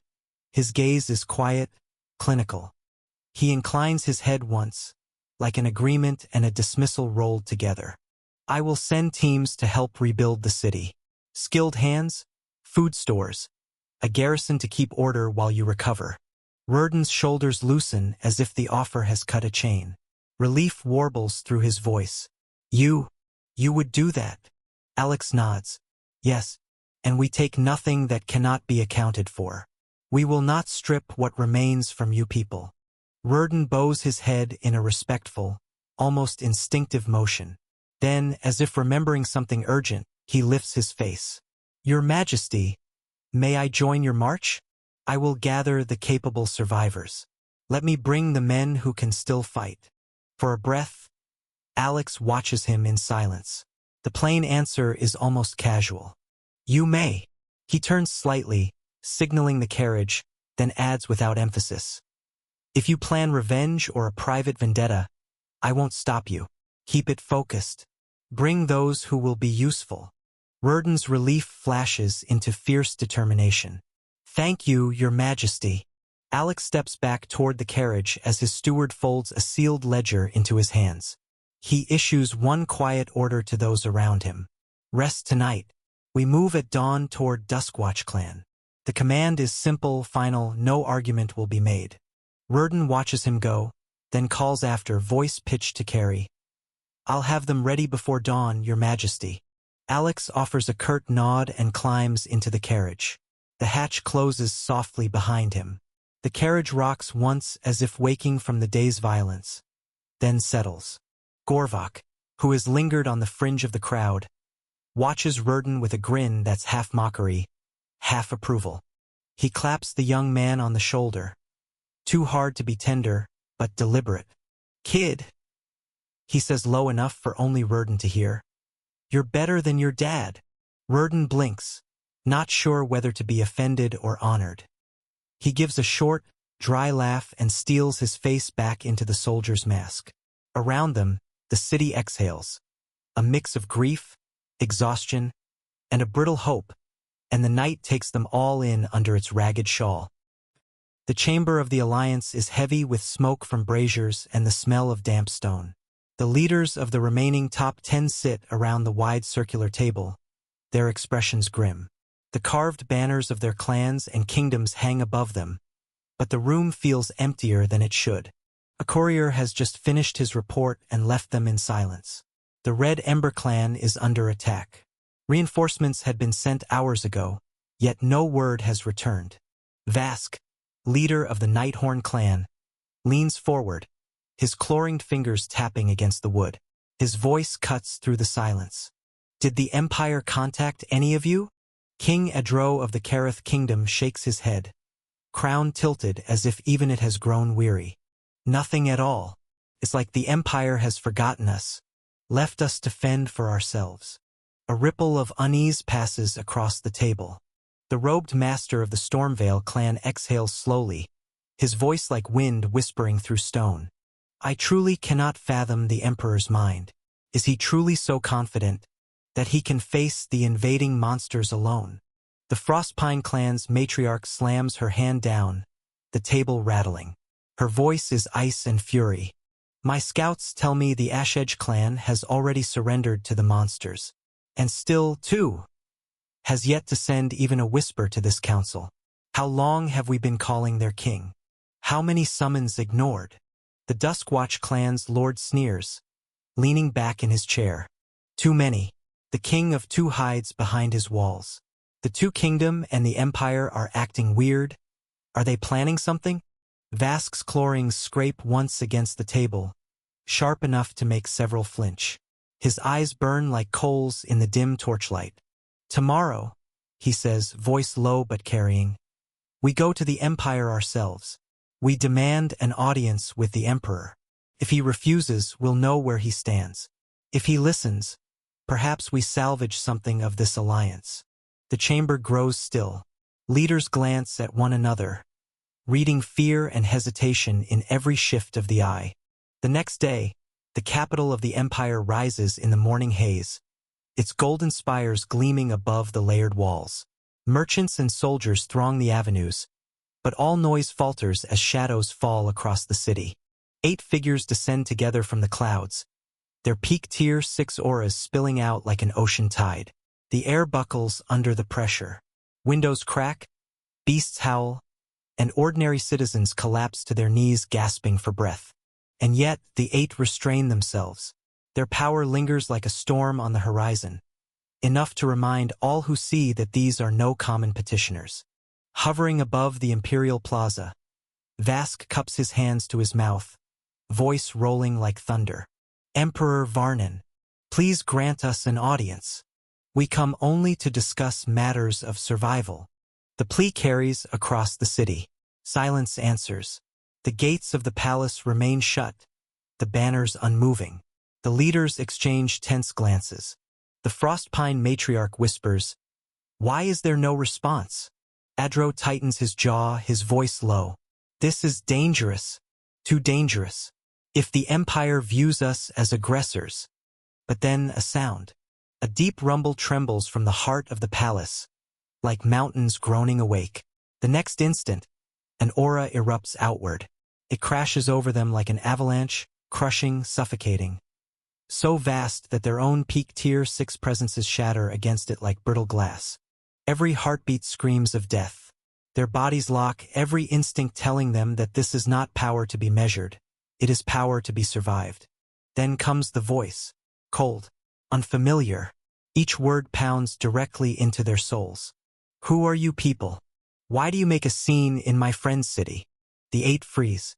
Even Vask, boldest among them, stammers through a dry throat. "Caesar, we are His Majesty's subjects. We only wish for guidance." No answer. Only silence and that suffocating presence weighing down the air. And then, suddenly, reality itself buckles. Their vision blurs. The plaza, the sky, the city. It all twists like ink in water. In the blink of an eye, they stand on polished obsidian stone, beneath a vaulted dome studded with constellations wrought of crystal. The throne room of the Empire. Before them, towering at the far end, is the great throne itself. Shadows curl along its base, light bends strangely around it, and the pressure of that earlier aura lingers still, heavy and unrelenting. The 8 leaders drop instinctively into guarded stances, breaths shallow, hearts pounding. None dare speak first. Vask's gaze lifts and freezes. His eyes widen. What? It isn't Emperor Varnin who sits on the throne. Instead, a broad-shouldered man lounges there like a drunk at a tavern. One leg hanging over the armrest, a smirk playing at his lips. His hair is wild, his coat undone, his presence utterly unbefitting the throne. And yet the weight of his aura makes the air quake. At his side, standing not as ruler but as attendant, is Emperor Varnin himself. The stranger waves a hand lazily. His voice is mocking, casual, like a knife hidden in laughter. "What do you lot want? You storm into my friend's city, flaring your little lights like you're about to start a war." Vask's throat works. He forces his head down, his voice trembling but polite.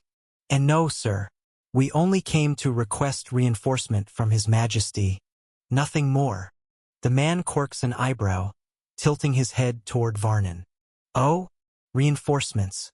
Is this about those monsters, the ones crawling over from other continent?" Varnin bows his head slightly, his tone subdued, almost deferential. "Yes, Sir Vernoso. They are the very ones I requested your aid against." Vernoso clicks his tongue, leaning back deeper into the throne. "Tier 6 pests, isn't it? Humph. To me, a Tier 7, that's nothing but swatting flies. And honestly, it's distasteful me lowering myself to bully insects." He yawns, then stretches, before his eyes sharpen with sudden cruelty. "But if you give me 5 more peak Tier 6 today, I'll take care of it tomorrow." The 8 leaders freeze. Confusion twists through their faces, but beneath it, a cold dread blooms. Varnin's voice cuts like a whip. "Then choose from among these 8 here." Vask jerks, his claws scraping air. His voice cracks with disbelief. "Varnin, what do you mean by this?" Vernoso leans forward, resting his chin on his fist. His grin is wolfish, predatory. "Don't panic. Don't you all want to kill those monsters? Then think of it as a noble cause. Your sacrifices won't be in vain." He points a lazy finger across the room. sweeping past Vask and another 2. And don't worry, I won't pick you 3. Just these other 5. Trash who barely clawed their way to peak tier 6. The 5 leaders he singles out stiffen. Horror breaks across their faces. The air turns heavy, like the ceiling itself is pressing down. The Duskwatch Lord snarls, trying to force a step back, but his legs betray him, rooted to the floor. Why, you can't be serious. We came here for aid, not execution. The Frostpine matriarch's voice shakes, her icy composure shattering. Varnin, you would let this stranger feed on us like cattle? After we stood as your empire's shield for centuries. Varnin doesn't look at her. His gaze stays low, fixed on the ground beside Vernoso's throne, as if he dares not meet their eyes. Adro of Kareth grits his teeth, his fists trembling at his side. This is betrayal, nothing less. We bled for the Empire. My bloodline died for the Empire. And now you offer us up like coins to pay this man. The 5 marked leaders strain, sweat running cold down their backs. One tries to summon his weapon, but his fingers refuse to move. Another gasps as her knees buckle. Please! The Frostpine matriarch's voice breaks. Vask! Do something! The throne room tastes of cold metal and old incense. Vernoso watches them with an amused tilt to his mouth, as if peering at ants arguing over crumbs. The 3 Vask of Nighthorn, King Adro of Kareth, and the Stormveil Master say nothing. Their auras flare reflexively, but Vernoso's presence swallows the light like a cloth over a flame. Vernoso sighs, bored. Very well. He inclines his head toward the 5 he's singled out. His fingers braid a motion in the air. No heralding thunder, no flash. Just a pressure that moves through the room like wind through reeds. One by one, the 5 leaders leave their feet. They hover, bodies limp, weapons tumbling from slack hands. Panic tears across their faces, but their limbs will not answer. The air around them hums. Even their words get caught like fish in a net. Vernoso looks to Varnin with a lazy smile that never reaches his eyes. I'll be in my lab, he says casually. Do not let anyone disturb me. If anyone tries to interfere, he lets the threat hang, effortless and absolute. You will learn what it means to be useful and dead. Varnin bows until his forehead almost kisses the floor. His voice is barely a whisper, hollow with something like shame. Yes, sir. I will keep the palace sealed. Vernoso pushes himself up from the throne in a fluid motion, oversized coat flaring. He leans near the 5 floating leaders, studying them as if choosing fruit. Don't struggle, he murmurs with a predator's politeness. It bruises the meat. Vask steps closer, voice tight with urgency. Your Majesty, please, tell us, what is happening? Emperor Varnin sits very still. The weight of the room seems to rest on his shoulders. The lines in his face are sharper, his eyes ringed with sleepless hollows. He breathes once, a long, tired inhale, then begins. It started last week, he says, each word careful. I called a meeting with the Spears to coordinate a response, how we push back the invasion. Suddenly, the portal that links our continent to the main one, it began acting strange, flickering, spitting raw mana. Varnin's hands curl slowly into fists on the arms of his chair. His voice grows heavier with each word. As soon as I reached the chamber, the portal was gone, shattered, like it had never been whole. And there he was, that man, Vernoso, lying on the ground, bleeding, broken. At first, we thought he was a victim of the collapse. The Stormveil Master leans forward, his eyes sharp despite the strain in his body. But he wasn't. Varnin shakes his head, his jaw tightening. No. He rose. He whispered something. I still cannot say if it was a word, a chant, or simply his will. But when the sound touched us, half of my spears fell where they stood. Their life force drained, as though the marrow had been stolen from their bones. Vask's claws click against the stone floor, his eyes narrowing. And you could do nothing? Not even you. The Emperor's laugh is short, bitter, a ghost of the pride he once carried. Nothing. That is the truth. We threw everything at him, skills, relics, formations, but his presence swallowed it all. I learned then what it means to stand beneath a Tier 7. To him, we are nothing but an ant. The Stormveil Master closes his eyes, his voice little more than a whisper to himself. Is Tier 7 truly so far beyond reach?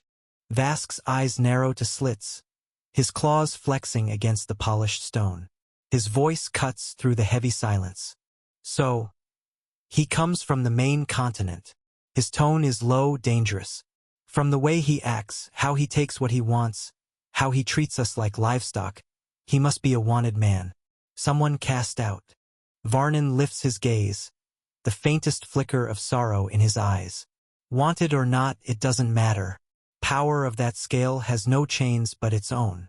And for now, his voice dips, hollow and resigned. We are bound by his. Adro snaps his head toward him, fury breaking through the dread in his face. So you'll just bow? Hand over our lives, our legacies, because some arrogant vagrant.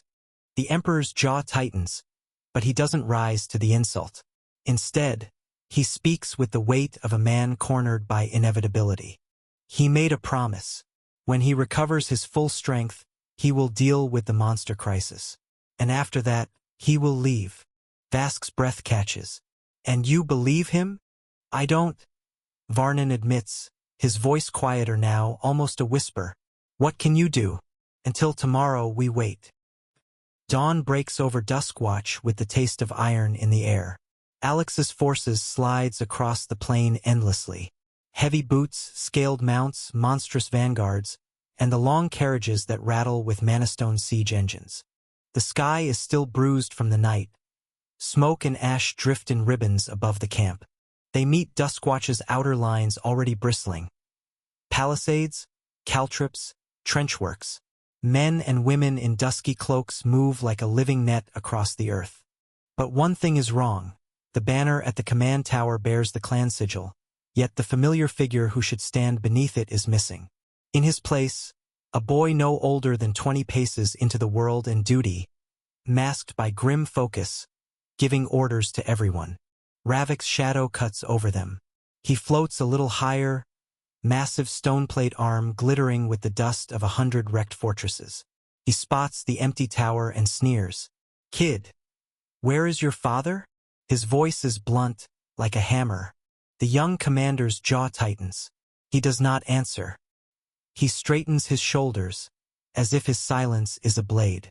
Gorvok drifts down, grin split wide but cruel as ever.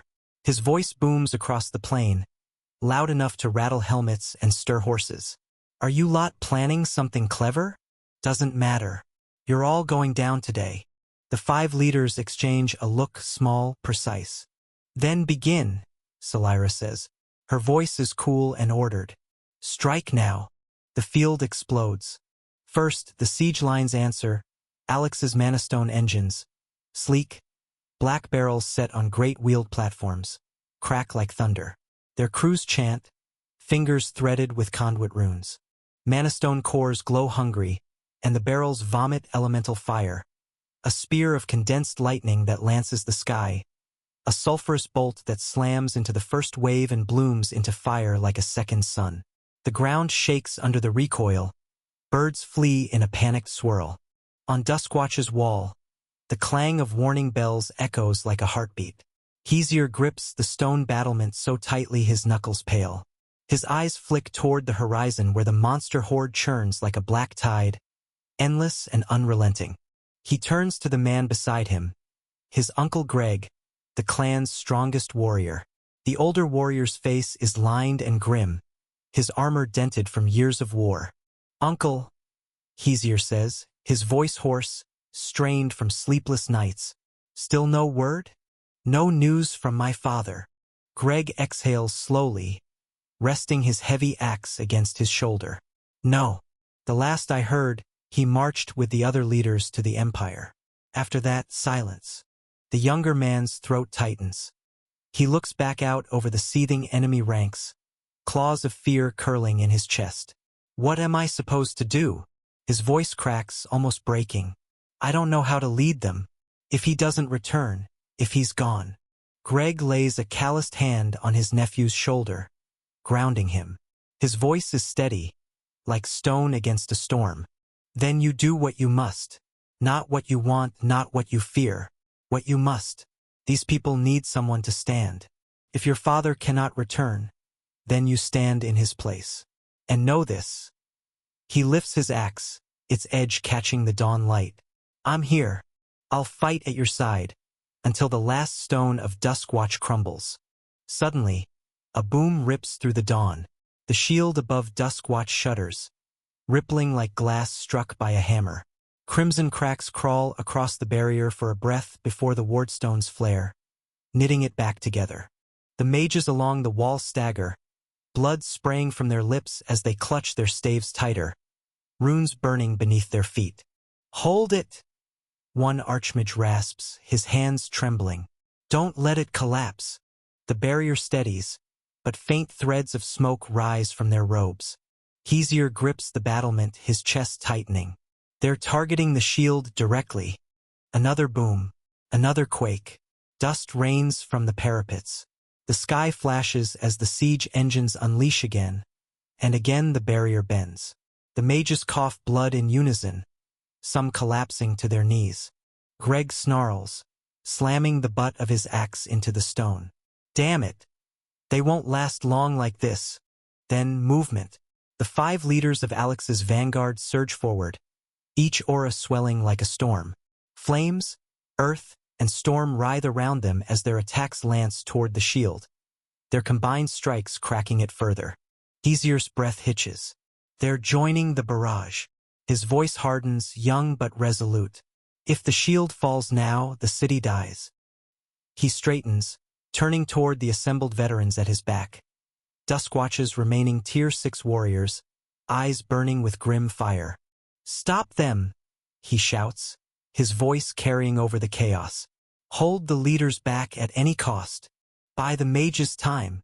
The warriors roar in answer, vaulting over the wall and streaking into the sky on bursts of mana.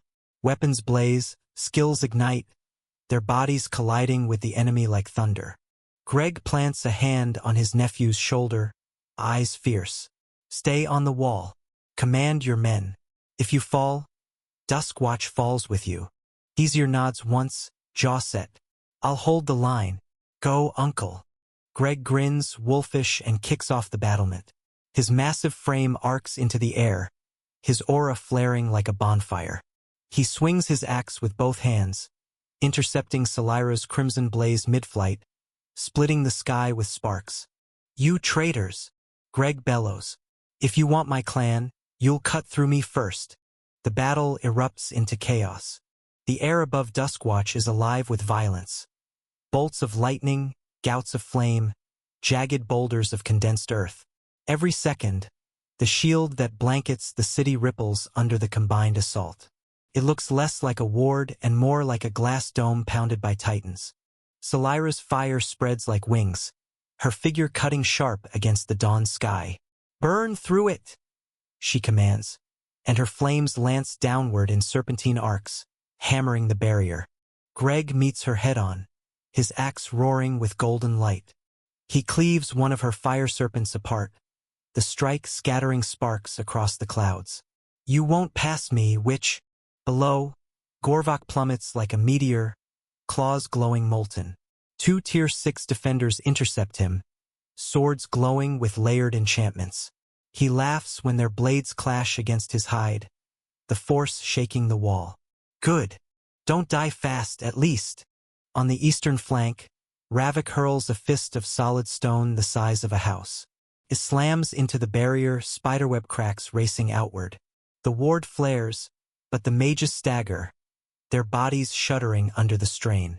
One collapses outright, his staff rolling from nerveless fingers. Reinforce! The archmage screams, veins bulging on his neck. Keep the channels steady. If the shield breaks, we're finished. Hesier grips the battlement until his fingers ache. His voice shakes, but he forces it into a command. Archers, loose. Focus fire on the siege crews. Don't let them reload. Arrows streak from the wall, whistling through the smoky air. Dozens find their mark, felling ogre engineers and scaled beasts hauling manastone shells. For a heartbeat, the assault falters.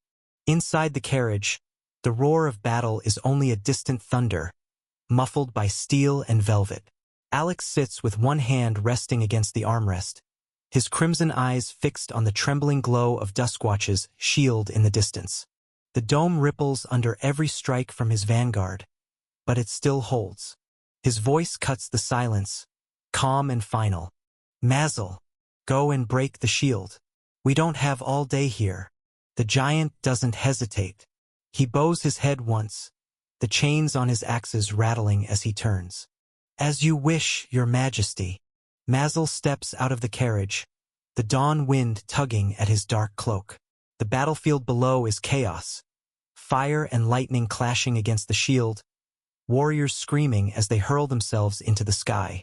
But when Mazel moves, it's as though the noise bends around him, dulled under the weight of his presence. He rises into the air, his silhouette enormous against the pale morning light. The leaders below, Salira, Ravik, Kalen, Gorvok, Malrik, pause mid-battle and look up.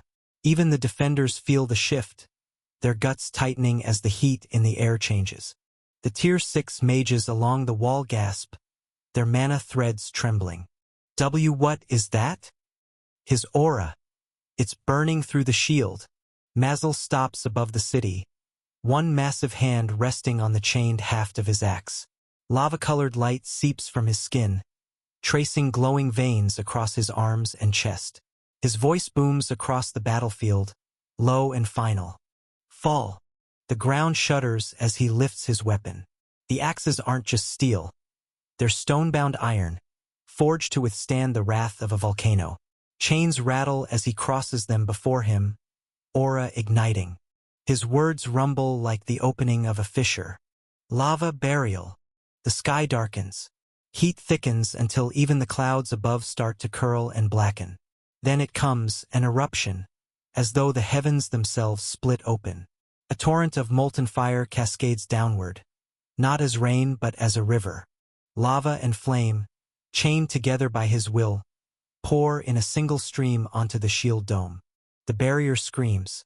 Cracks ripple across its surface, glowing white-hot where molten fire strikes. Mages collapse instantly, vomiting blood as their channels are overrun by raw, burning force.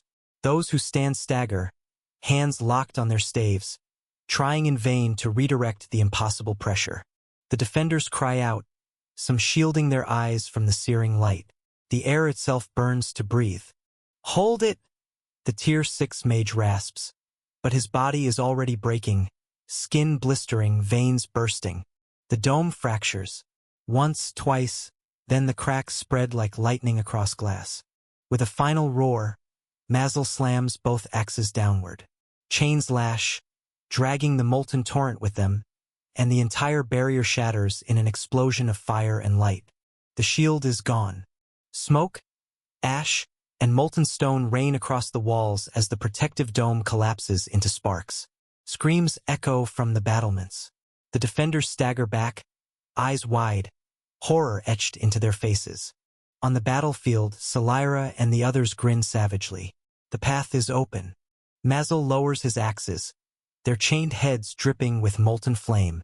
His aura dims slightly, but his voice is still iron. It is done, your majesty. From the carriage in the distance, Alex does not rise, does not cheer. He simply inclines his head once, eyes glinting crimson as he watches the broken city before him. Advance, he says softly, and like the tide, his army surges forward. The moment the command leaves Alex's lips, horns blare across the battlefield. The sound is deep, rolling, and it seems to make the ground itself tremble. The sight of the shattered shield spreads through Duskwatch like poison. Soldiers on the wall drop their weapons in disbelief, staring at the empty sky where their dome of light had stood. Their voices are broken whispers. The shield, it's gone. No, no, it can't be. We're finished. Morale cracks like thin ice. The horns echo, long and low, carrying across the ruined plain. For a heartbeat, The battlefield freezes, both sides staring at the broken sky where the shield once blazed. Then the silence shatters. From the front lines, Alex's monsters roar as one, a guttural sound that shakes the dawn air. Ogre behemoths pound their chests, scaled drakes unfurl their wings, and the lesser fiends howl until the stone walls themselves seem to flinch. The tide surges. Duskwatch's gate, iron-banded oak, reinforced with runes, trembles under the first impact. A giant, armored beast with tusks like spears slams its bulk into the doors. The wards flare, but only weakly. Without the shield above, their strength bleeds away. Again! Bellows a troll captain, its hammer already dripping gore. The monsters obey. Siege weapons thunder, blasting against the gate. Horned war beasts hurl themselves forward, splintering the timbers. At the third impact, the wards shriek, then shatter. With a roar that drowns out the dying morning, the gate explodes inward, iron and wood splintering in all directions. Inside, tear them apart, howls the troll commander. The flood begins. Monsters and humans pour through the breach like water through a shattered dam. Hulking ogres swing their clubs into ranks of spearmen, scattering men like dolls. Spider-limbed horrors scramble over the rubble, tearing into archers before they can knock a second volley. Lesser fiends dart and leap, jaws closing on throats, dragging screaming men into the dirt. On the walls, the humans falter. The gate's down. They're inside. Pull back. Pull back. We can't hold them. Panic spreads faster than flame. Soldiers stumble backward, some throwing their shields aside as they flee into the streets. Others fight desperately, only to be cut down by monsters twice their size. Hesier stands on the battlements, his knuckles white against the stone as he watches the tide break through. The sight below is a nightmare. His men trampled under claw and fang. The gate shattered, the city breached. No, no, damn it! He growls, chest heaving. His voice cracks, but he forces it into a shout that carries across the crumbling defenses. Fall back, to the inner wall. All units, retreat. His captains hesitate, disbelief in their eyes. Young lord, if we give them the outer wall, they already have it. Hesier cuts him off, his glare burning. Do as I command. Pull them back now or we'll lose everything. Horns blare again, this time from within the city, signaling retreat. The battered soldiers latch onto it like drowning men to driftwood. Shields rise not in defiance but in defense, formations stumbling back through the streets, every step pursued by howling monsters. Hesier grips his sword and looks skyward. His uncle's aura burns like a beacon above the chaos. Locked in combat, blades of light and arcs of flame clash, thunder cracking with every collision. For a heartbeat, Hesier feels a surge of hope. Uncle, he whispers. Hesier drives his men back through the smoke-choked streets, every heartbeat a struggle against panic. Behind them, the roars of monsters echo, claws scraping stone, wings beating the air. The inner wall looms ahead, a last refuge, a last chance. But then, shadows leap across their path. A dozen figures land before the retreating soldiers, steel gleaming, their cloaks marked in crimson. At their head stands Rurden, his eyes burning like live coals. Hesier freezes. Rurden? His breath catches. Disbelief is written across his face. By the gods, you! Rurden raises his blade, the curved edge gleaming with fresh blood. His voice cuts like iron. You will not go anywhere. The soldiers falter behind Hesier, staring wide-eyed at men they once called allies. Rurden! Hesier steps forward, sword half-raised but not yet swinging. What are you doing?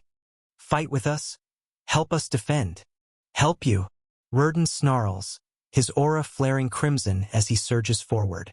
His blade crashes against Hesier's, sparks flying. You bastards, let my clan die. Steel grates as they lock weapons. Hesier strains against him, teeth clenched.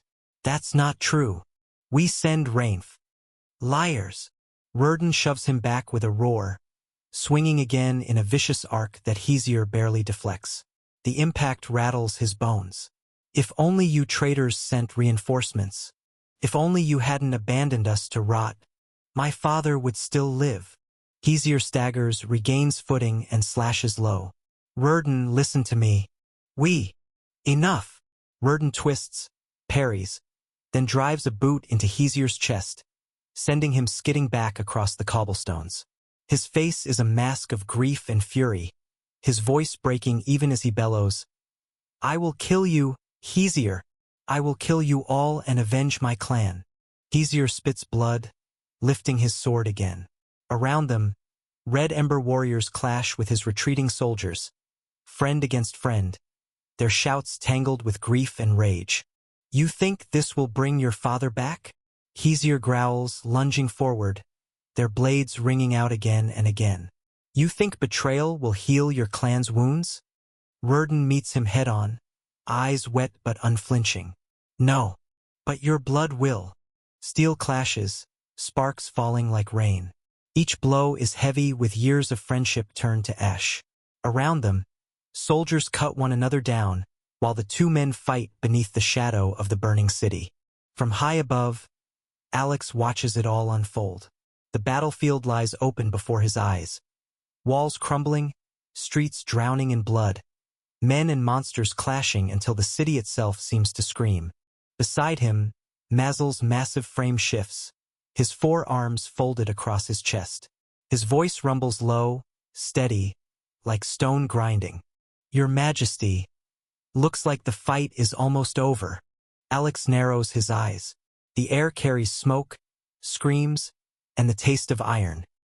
He watches as Rurden's crimson cloak whirls among the melee, his blade flashing against Hesier's. Yes, Alex says slowly. It is, although it's quite strange their true leader hasn't shown himself yet. Mazel tilts his head. Cowardice. Perhaps. Alex's tone sharpens, his gaze cold. But it doesn't matter. Once the city is broken, we march on the Myron kingdom. Mazel bows his head slightly, satisfied with the certainty in his lord's voice. Below, the clash between Rurden and Hesier reaches its peak. Sparks fall like burning snow with every strike. Hesier fights with desperate strength, but desperation is not enough. A sudden feint, a brutal twist, Rurden's curved blade drives through his guard, piercing deep into his chest. Hesier gasps, blood spilling down his lips. His sword clatters against the cobblestones. Rurden.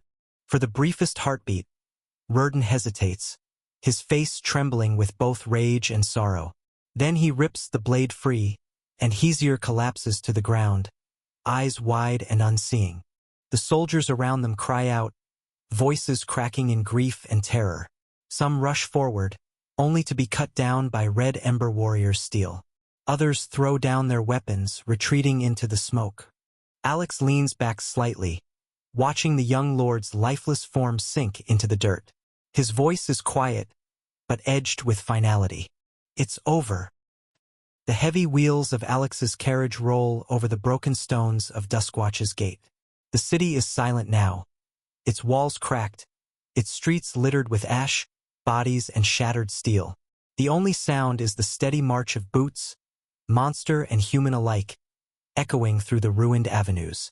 At the inner square, 5 human leaders wait, their armor scorched from the battle but their posture straight as they step forward to greet their king. Kalen bows first, voice firm though his breath still carries exhaustion. Your Majesty, we have already gathered everything. All the gold coins this city could offer are here. He gestures to the rows of chests stacked high, overflowing with gleaming coins. Alex doesn't waste words. His eyes sweep once over the treasure, and then he lifts his hand. A faint shimmer ripples in the air. Then, in the span of a few heartbeats, every chest vanishes, leaving nothing but bare stone behind. The soldiers, human and monster alike, freeze in place. They stare at the empty square, the impossible sight burned into their minds. Whispers stir, but no one dares voice them aloud. Not one of them asks how their Majesty does it. Some bow their heads lower. Others clutch their weapons tighter, awe written in their faces. Alex lowers his hand, his tone calm and absolute. Prepare yourselves. We move at once. The next destination is the Myron Kingdom. The words ripple through the gathered leaders and soldiers like a command carved in stone. Salira inclines her head, her hair stirring in the breeze. At once, your majesty. Ravik cracks his stone-plated knuckles, a grin tugging at the corner of his mouth. Finally, this is just a fantasy of mine to cave in the face of that arrogant bastard. Alex's gaze sweeps over the men and women still combing through the city. His voice sharpens slightly. Take what you can carry, equipment, arms, supplies. Leave nothing useful behind. Then, after a short pause, his tone hardens to finality. Except Tier 7 and above. Those, if they exist, remain untouched. The leaders glance at each other. A ripple passes between them, but none question it. Kalen bows once more. Understood, your majesty. Though, on this continent, I doubt there is a single Tier 7 relic to be found. Alex nods faintly. So do I. But doubt is not certainty. Be thorough. He settles back into the luxurious interior of his carriage. Mazel takes his place beside it, silent and imposing, his axes clinking faintly in the still air. Orders are barked across the square, and soldiers scatter into the city once more, prying open armories, stripping fallen warriors of their gear, and carting away piles of weapons and armor. Monster troops heft what humans cannot, their claws and scaled backs burdened with the spoils of war. The square empties into motion again, but the awe of what they just witnessed, the treasure swallowed in a single gesture, still lingers in the eyes of every soldier. The march takes little more than 6 hours. Alex's army moves like a tide across the land, boots and claws pounding the earth in steady rhythm, banners whipping in the wind. Smoke already trails above the horizon when the capital of the Myron Kingdom comes into view. From the carriage, Alex watches the walls bristle with soldiers.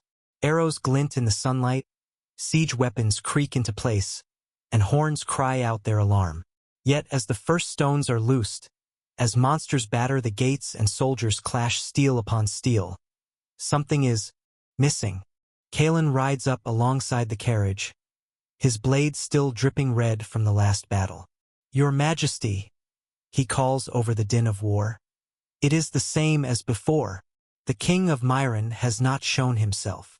Alex's eyes narrow, his tone flat. Another coward hiding. Mazel, towering at his side, lets out a rumble like distant thunder. A kingdom without a king is already dead. The siege is brutal but swift. The gates fall within the hour, monsters surging through the breach. Human soldiers pour in behind them, the clash echoing through the streets. Screams rise, fires spread, but resistance crumbles quickly without a leader to rally them. By dusk, the banners of Myron are torn down, trampled into mud. Alex's carriage rolls into the capital's heart, flanked by columns of troops. The city square is already theirs. Corpses lie scattered, weapons abandoned, the proud defenses of the kingdom reduced to rubble. Kalen approaches once more, bloodied but unbowed. It is done, your majesty. Myron is conquered. Alex steps down from his carriage, his boots pressing into the blood-stained cobblestones of the capital square. The fires from the battle still smolder, but the fighting has ended.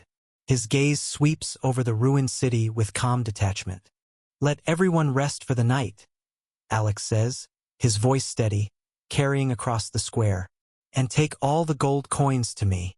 Kalen bows deeply, armor rattling. As you wish, your majesty. He immediately turns, barking orders to the nearby captains. Soldiers scatter at once, dragging crates, breaking open vaults, and hauling bags of coins.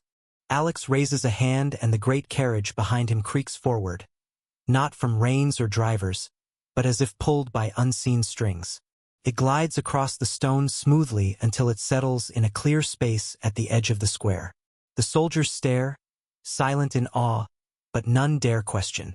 He enters the carriage, its interior a stark contrast to the battlefield outside. Soft light flickers across polished wood, shelves stacked neatly, and in the center, a wide bed draped with dark silk. Alex lowers himself onto it, his expression unreadable. Mazel lingers at the doorframe, his massive silhouette blocking out the light. "Stand guard outside," Alex says. Then, before the warrior turns away, his tone sharpens. "And one more thing." Mazel bows his head slightly. "Your command, Majesty.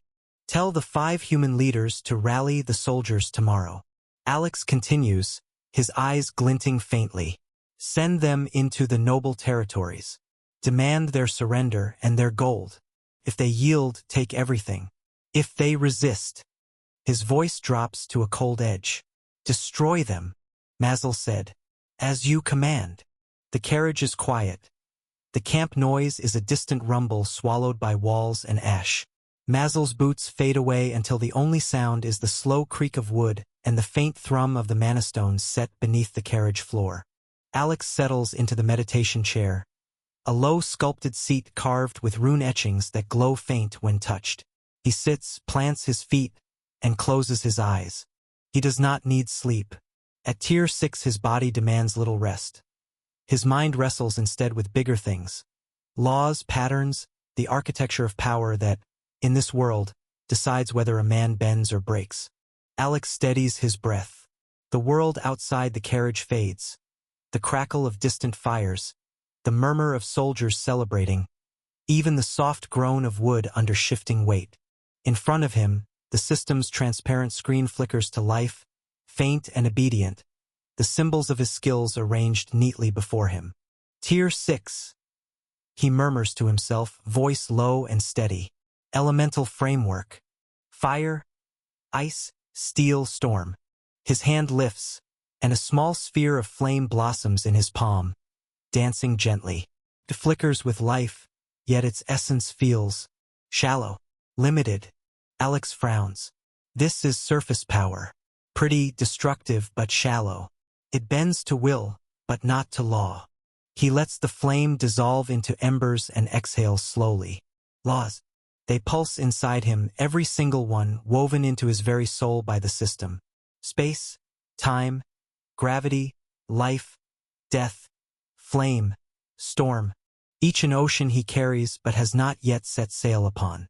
At Tier 6, he cannot wield them directly without the frame of a Tier 7 skill. That is the nature of this world. But he is not of this world. His lips curl faintly. "I will not wait for Tier 7. If I already carry the laws, why must I follow their rules?" He closes his eyes, focusing on one of his Tier 6 skills, Flame Spear. The interface outlines it, familiar. Condense elemental fire into a hardened projectile. Velocity scales with focus. Power limited to Tier 6 flame. Alex speaks into the silence. Limited to element. But what if I overwrite? He pictures the structure of the skill. A lattice of mana channels, spinning in his mind like gears of a machine. At its core, fire essence. Around it, trajectory, release, impact. And beneath it all, hidden but present, is a thread he can touch. A deeper foundation, a whisper of law of flame. He brushes against it. The air inside the carriage tightens, heat rippling faintly though no fire burns. "Good." His tone sharpens with concentration. "Now, fuse it." The flame gathers again, this time not just an elemental spark but a fragment of law woven into it. The sphere in his palm shimmers, burns hotter, cleaner, brighter than any Tier 6 fire should. It does not flicker. It exists, absolute, as if reality itself acknowledges it. For a moment, the entire carriage creaks, with sweating with sudden heat. Then, crack. The sphere collapses, vanishing into nothing. A faint scorch mark blackens the air itself, as if space rejected what it briefly held. Alex exhales sharply, chest rising and falling. His forehead dampens with sweat, though his eyes gleam with cold light. "So that's it," he mutters. "Law is not meant to bend. It demands to be understood. Element bends to will. Law." His voice lowers to a whisper. "Is will." The transparent screen flickers, his skill list glowing faintly. The flame spear icon change. Alex stares at the screen, watching as the familiar icon shifts. A faint golden frame outlines the flame spear, the text beneath it glowing with new weight. Special Tier 6 skill, Flame Spear, Law infused. His lips curve into the faintest smile. So that's how you do it. For days he's been hammering at the wall, failing, watching skills collapse in on themselves. Tonight, finally, one breaks through. He leans back in the chair, eyes glinting with satisfaction. The system itself recognizes it. Not Tier 7, but not Tier 6 either. Special. His gaze sweeps over the long list of skills floating before him. Dozens upon dozens, each tied to different elements. Fire, ice, lightning, shadow, steel, wind, gravity, and more. Each one a weapon he has relied on countless times. Each one now waiting to be remade. 70, he mutters. At least 70 elemental Tier 6 skills. If I tried to fuse law into all of them tonight, I'd collapse before dawn. His fingers drum lightly against the armrest. He doesn't need sleep, but even his mind demands pacing. Pick the important ones first. The bread and butter of combat. Flame Spear for precision. Lightning Step for movement. Steel Shatter for defense. Shadow Bind for control. The screen flickers as he selects the next skill. Storm Veil. A simple yet vital one. Compress elemental lightning into the body, magnifying speed and reflexes. Let's see if you can carry more than thunder. He closes his eyes, weaving mana through the familiar structure, tracing the lattice of lightning that races along his veins. At its heart, he finds it, the whisper of Law of Storm. Not just thunder, not just flash and crackle, but the inevitability of skies breaking open. A spark dances along his leg, vanishes, then reappears on his shoulder. His body hums faintly, space around him warping with the static of restrained law. For a moment, he feels as if he could simply decide to be elsewhere. The system dings faintly. Special Tier 6 skill, Storm Veil, Law infused. Alex exhales, tension loosening in his shoulders. 2. Good. His voice is calm, but his eyes sharpen, firelight dancing in their depths. Tonight, I remake my arsenal. And so he works. Skill after skill, the night stretches long and silent, broken only by the faint crack of law fusing with element, or the soft ripple of failure when a structure collapses. His mutters fill the carriage, steady, relentless. Hours pass, yet his focus never falters. Outside, the camp sleeps. Fires burn low, soldiers rest. Unaware their king sits within his carriage, making miracle. The horizon bleeds pale gold as dawn creeps over the battlefield. Smoke still hangs in the air, and the distant crackle of dying fires fills the silence. Far from the city, 3 figures hold their post at the valley's edge, where any reinforcements to Myron should have appeared. Zurich crouches low on a ridge, his black fur shimmering faintly with distortions of space. He says nothing, his void-filled eyes scanning the empty plains. Gratham breaks the silence with a snort, leaning on his molten great axe. Heat hisses off his skin, the stones beneath his feet glowing faintly red. TCH, at least send some weak humans for reinforcement. It's boring to just wait here all night. High above, Valira coils lazily through the sky, her storm-wreathed wings cutting through the morning wind. Her voice rolls down like thunder. I just want to be at His Majesty's side. This should have been Mazel's duty, not mine. Valira's words drift with the wind, sharp with envy. Lightning ripples faintly across her scales as she circles lower. Every moment I waste here is a moment I could be with His Majesty. I belong by his side, not watching empty fields. Gratham grunts, rolling his shoulders, magma dripping from the seams of his stone-like skin. Careful what you say, Snake. His Majesty gave the order. If he wants us here, then here we stay. Doesn't matter if the night is long. Valira hisses softly, not in anger, but in raw frustration. The air bends under the subtle pressure of her wings. You think I don't know that? You sound like some grumpy old man. Don't you remember what it feels like to be in love? TSSK. Her voice trails off, and for a heartbeat, storm clouds ripple faintly around her wings. Through it all, Zurich remains silent, his shape barely visible against the folds of night. His breath is steady, the faint shimmer of warped space swallowing his presence until he's little more than a ripple in reality. Then he stiffens. The Void Warg's ears twitch, his head snapping toward the horizon. A pulse rolls over the valley, invisible yet undeniable, and the very air seems to flinch. Valira freezes mid-flight, her vast body coiling instinctively as thunder crackles across her scales. That aura! Gratham's grin vanishes, molten eyes narrowing.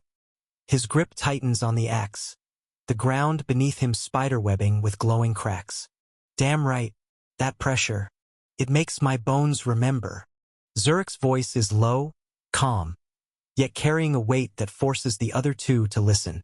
It's a Tier 7, coming this way.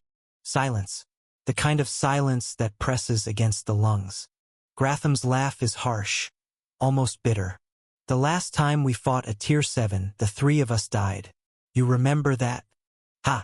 Felt my soul scatter like ash in a storm. Valira's eyes narrow, storms churning across her body.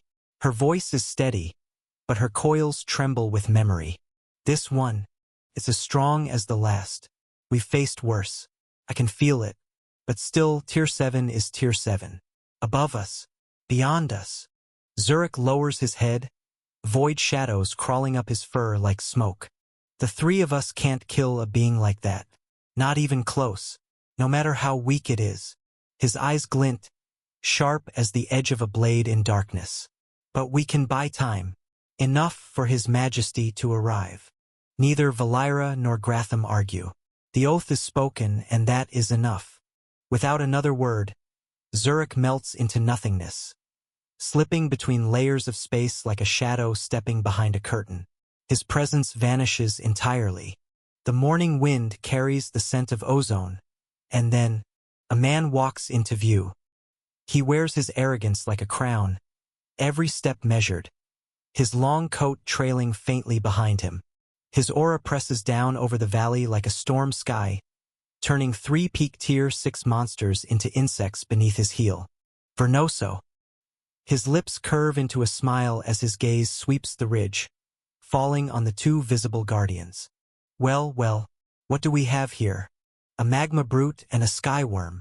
His laugh is quiet, almost playful, but his eyes are knives. He spreads his arms wide, as if inviting their answer.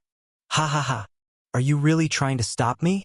Step aside, and perhaps you'll see another sunrise. Gratham slams the butt of his great axe into the stone, magma spilling from the cracks. His voice bellows like an eruption. Step aside? Human, listen well. If our king orders us to block a path, then no one passes while we yet draw breath. Valira coils above, her wings spreading wide, thunder booming across the sky. Her eyes are sharp, her voice a hiss of storm wind. Our lives are his to command, not yours to spare. Vernoso chuckles, shaking his head as if disappointed in children. Loyal pets, fierce but blind. Very well. His aura flares, heavy and merciless, drowning the valley in its weight. His smile twists, cruel and delighted. Let's see how long you can last. Gratham roars and charges first, magma boiling along the cracks of his stone hide. His colossal axe blazes like a burning mountain, tearing through the air as it comes down on Vernoso's skull with bone-splitting force. At the same time, Valira descends from the clouds, wings thrumming with violent storms. She twists her serpentine body, mouth opening as she breathes out a Tier 6 gale infused with wind and lightning, a hurricane compressed into a spear of destruction. The earth shatters, the sky screams, and yet, clang. Gratham's axe freezes mid-swing, as though an invisible wall has caught it inches from Vernoso's head. Valira's storm spear disperses into harmless wisps before it even grazes him, shredded apart by nothing more than the air around the man. Vernoso doesn't flinch. He doesn't even raise a hand. His smirk deepens as he looks up at them. Did you really think it would be that easy? His tone drips with mockery. A Tier 7 being is protected by law itself. Your pretty little elemental tricks will never touch me. For a heartbeat, silence. Vernoso expects despair, maybe rage. But instead, he sees the opposite. Gratham's lips pull into a savage grin, magma dripping from his jaw. Valira's coils tighten, her eyes gleaming with stormlight. Gratham growls, his voice a rumble of stone grinding against stone. Thanks for the heads up. Valira hisses, sparks dancing across her scales. But we already knew that. Together, they draw forth small relics from their forms, unassuming trinkets that gleam with a light not born of this world. Not gifts from Alex, not stolen spoils. These are theirs, hard-won, purchased, kept for a moment such as this. They crush the relics in their grasp. The air shudders. Law bends. When Gratham swings again, his axe no longer halts. It tears through the invisible veil and crashes against Vernoso's shoulder with a thunderous boom. Sparks fly, and for the first time, blood arcs through the air. Valira's storm spear follows, ripping into his side. The wind howls as it bites flesh, lightning carving deep grooves into his arm. Vernoso staggers half a step, shock flashing across his features. The wounds aren't fatal, but they hurt. His smirk dies, his eyes narrow, venomous, and cold. Impossible. You're Tier 6. You shouldn't. His words falter as he stares at them, fury swelling in his aura. You bypassed the law. Gratham bares his teeth, magma veins blazing brighter. You thinks you're untouchable just because of law. But we've clawed our way out of death before. Valira coils higher, her storm intensifying, voice cutting through the crack of thunder. Your mistake, human, was thinking only gods can challenge gods.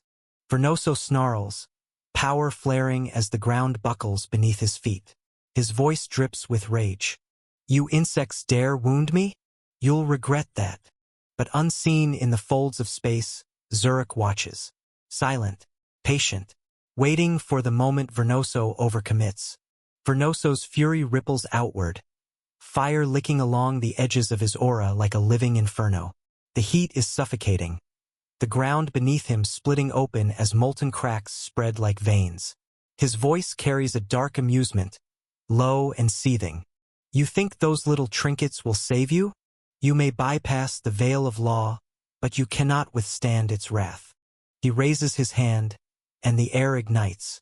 Not a spell, not a skill. The law of fire itself bends to his will.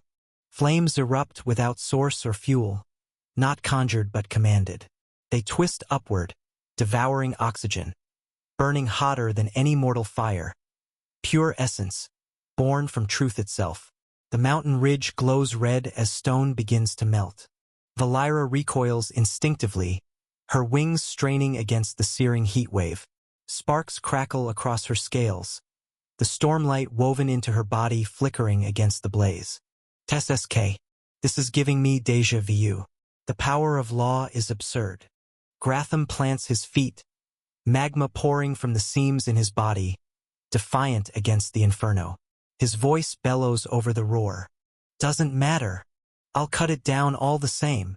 Vernoso smirks, fire swirling tighter around his arm until it forges into a blade of burning law. It isn't a skill, not truly, but each swing carries the weight of inevitability. Stronger than any Tier 6, weaker only than the true Tier 7 skills or spells. He moves, and the valley itself screams.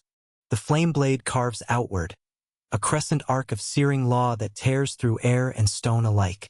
Trees ignite in an instant.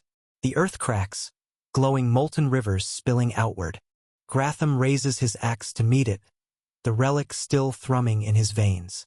Steel and fire collide with a blast that levels half the ridge. The magma giant skids back, his arms trembling, flesh burning despite his stone skin. He snarls, coughing embers, but still he stands. Is that all, human? Above, Valira lashes out. She twists her body, wings cutting the air as she channels her relic once more, condensing storm and wind into a spiraling spear. She hurls it through the inferno, only for Vernoso's fire law to devour it midway, shredding the attack to sparks. Vernoso laughs, the sound cruel and ringing. No matter what you carry, you're still insects scratching at a dragon's scales. But the laughter hides calculation. He isn't using his true art yet, his single tier 7 skill, a trump card he hoards for the moment of absolute necessity. Until then, he wields only raw law, shaping it like a hammer and flame. Even that is enough to suppress 2 peak tier 6 monster. Vernoso steps forward, his aura swelling like a volcanic tide. Fire law coils around him, threads of molten truth bending to his command. His smirk returns, cold and vicious. Struggle harder. He sneers, voice dripping with contempt. It only makes your end more entertaining. The air shudders as 2 blades of living fire burst into being, forged from the very law of fire. They hover at his side, edges shimmering so hot the air warps around them. Unlike conjured weapons, these are not mere constructs. They are extensions of law itself, each stroke carrying weight far beyond tier 6. Valeira's eyes narrow, lightning rippling violently across her scales. TSSK. Gratham's jaw clenches, magma dripping like blood as he hefts his axe. He's done playing. Vernoso flicks his wrist, and the 2 swords streak forward. Faster than thought, faster than sight. The valley shrieks as reality itself tears under their speed. For the first time, both falter.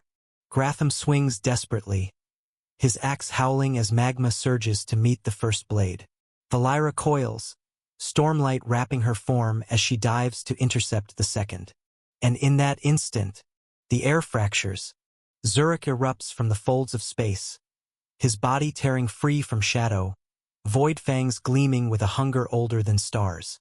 He slams into Vernoso's flank with bone-shattering force, ripping across the man's face. Grara! Vernoso reels, his concentration breaking. The fire swords veer, their perfect arcs shattering into chaos. Gratham roars, twisting his axe at the last heartbeat. The redirected sword slams into the earth behind him, exploding into a molten crater. The land convulses, a lake of lava swallowing everything in a 100-meter span. Above, Valeira shrieks, her wings thrashing storms into the sky as she diverts her blade skyward. Cuts through the clouds instead, splitting the heavens with fire and lightning. The valley is torn apart, yet the 2 monsters stand, barely breathing, battered but alive. And Vernoso, blood drips down his cheek in a jagged line, the mark of Zurich's fangs carved deep across his face. His smirk is gone. His eyes blaze with unrestrained fury. You! His voice shakes, not from fear, but pure wrath. A tier 6 insect dared to scar me. Vernoso's aura explodes, the ground liquefying under his feet. Fire roars skyward, blotting out the horizon, his control unraveling beneath the storm of his anger. Gratham braces his axe, magma veins pulsing like drums. Looks like you pissed him off, Mutt. The ground shakes beneath Vernoso's fury. Fire law streams from his body, weaving into dozens of burning weapons. Swords, spears, halberds, each one a fragment of the world's truth sharpened into killing edge. They circle him like a crown of destruction, their heat so intense the ridge itself begins to sag and melt. Valeira narrows her eyes, stormlight flashing violently across her scales. He's turning the battlefield into his forge. Gratham bares his fangs, driving his colossal axe into the molten ground as magma surges through his veins. His voice thunders like an eruption. Then steel yourself. The true battle begins now.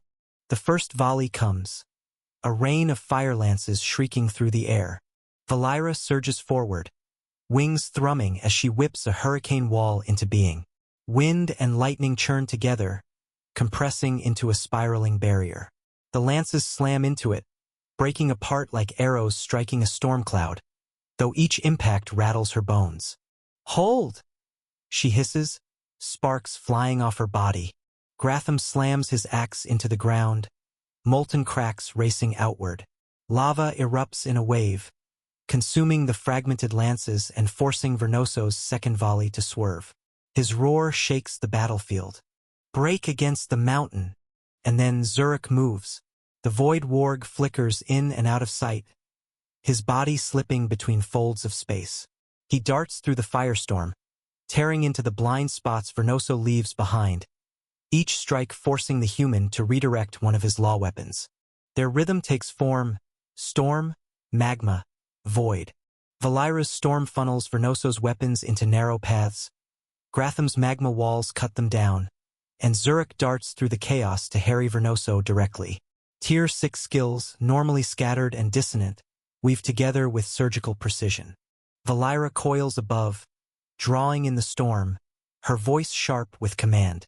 Now Gratham up!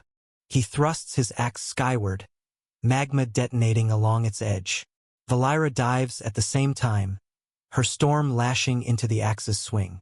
The two forces fuse, lightning carried on molten stone, a storm of fire and thunder crashing down toward Vernoso. For the first time, his footing falters. He parries, yes, but his arm trembles. Zurich lunges from behind, void-coated claws raking across Vernoso's back. The wound is shallow, but it draws another hiss of pain. Keep pressing, Gratham roars. But Vernoso's laughter cuts through the roar of battle, bitter and sharp. Harmonize all you like. Your combined strength is still no more than a needle stabbing at the sun. He thrusts out his hand, and half the floating weapons flare. Dozens of fire blades scream outward at once. A storm of law so dense it blots out the sky. The storm of fire law cuts the sky open, and for a full minute, the battlefield is nothing but light, heat, and chaos. Valira dives and coils, her scales burning but her storm still alive, splitting weapon after weapon with raw lightning. Gratham's arms quake with strain as he meets blow after blow, his magma walls shattering under the weight of each flaming halberd. Zurich flickers in and out of space, intercepting the strikes they cannot block, his void-soaked claws tearing away at the edges of fire law before it can reach flesh. But even harmony has limits. A single spear of law pierces through, too fast, too sharp. It smashes into Gratham's chest, hurling the magma giant backward. Blood mixed with molten stone sprays from his mouth as he crashes into the ridge, gouging a crater into the earth. Valira cries out, only to be struck by another blade across her flank. Her storm scatters, lightning dissolving as she spirals downward, wings flailing. Zurich leaps, intercepting a sword aimed for her heart, but it catches him mid-phase, burning through his hide. His howl splits the battlefield as void light flickers from the wound. The three crash back, beaten down, their breaths ragged, bodies trembling. Vernoso floats above the ruined ridge, Firelaw circling him like a crown of suns. His expression is one of contempt, not triumph. Pathetic. Is that all? You didn't even make me sweat. He lets his fire blades hum louder, spinning into a halo of execution. His gaze sharpens, cold and merciless. But I will admit this, you three lasted longer than most Tier 6 trash. For that, I offer you a choice. He spreads his arms, his smile cruel. Bow your heads, become my pets, my slaves. Serve me, and I'll let you crawl beside me when I burn your king clean. Valira, blood dripping from her mouth, lifts her head and laughs. Low, bitter, but clear. Ha ha ha, are you even worthy? You can't hold a candle to his majesty. Vernoso's smile dies, his eyes narrowing into pure venom. Then die. The circle of law weapons sharpens, each blade vibrating with killing intent. In a single motion, they scream downward, a storm of fire sharper than inevitability itself. And then, clang. Every blade freezes mid-air. Inches from flesh, from blood, they shudder as though seized by something greater. A hand rests against one of them, calm, steady, unburned. The figure wasn't there before. Now he is, standing between Vernoso and the three, his back to them, his presence like a wall that cannot fall. Alex. The clash of law still hums in the air, but it goes no further. Alex stands there, one hand pressed lightly against a sword of fire law. The weapon trembles, its brilliance dimming beneath his touch, as if the law itself refuses to defy him. Valira exhales a shaky laugh of relief. Gratham lowers his axe, chest heaving molten breaths. Zurich snarls low, void flickering around his fangs, but even he falls still. Vernoso's eyes widen, shock cutting across his fury. What? His voice cracks, disbelief dripping from it. He can feel it, this new figure is only tier 6. His senses don't lie. And yet, this monster just halted his execution. Impossible. A tier 6 stopped my law weapon. The fire swords vanish into smoke at his command. His smirk returns, though thinner, hiding unease. You must be their king. Alex's hand drops to his side. He doesn't move, doesn't posture. Yet his presence fills the battlefield heavier than any law-born flame. His voice is calm, almost casual. Yes, I am. He glances at his enemy, and the system flickers before his eyes. Name, Vernoso race. Human level, 705 tier, 7. Alex's gaze sharpens faintly. So he just broke through. Vernoso tilts his head, curiosity twitching beneath the heat of his fury. Bold. But tell me, what makes you think a tier 6 insect can demand payment from me? Instead of answering, Alex studies him closer, his tone oddly measured. Tell me, how long have you been tier 7? The question catches Vernoso off guard. He frowns, brows knitting. Why would an enemy ask that now? Still, his pride wins out over caution. 50 years. Since my breakthrough.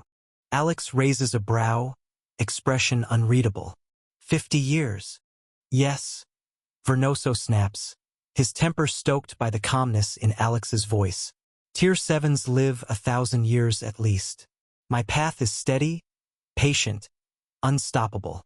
Alex exhales through his nose, almost a laugh. He tilts his head slightly, speaking not in mockery, but genuine observation. 50 years, and this is all you amount to?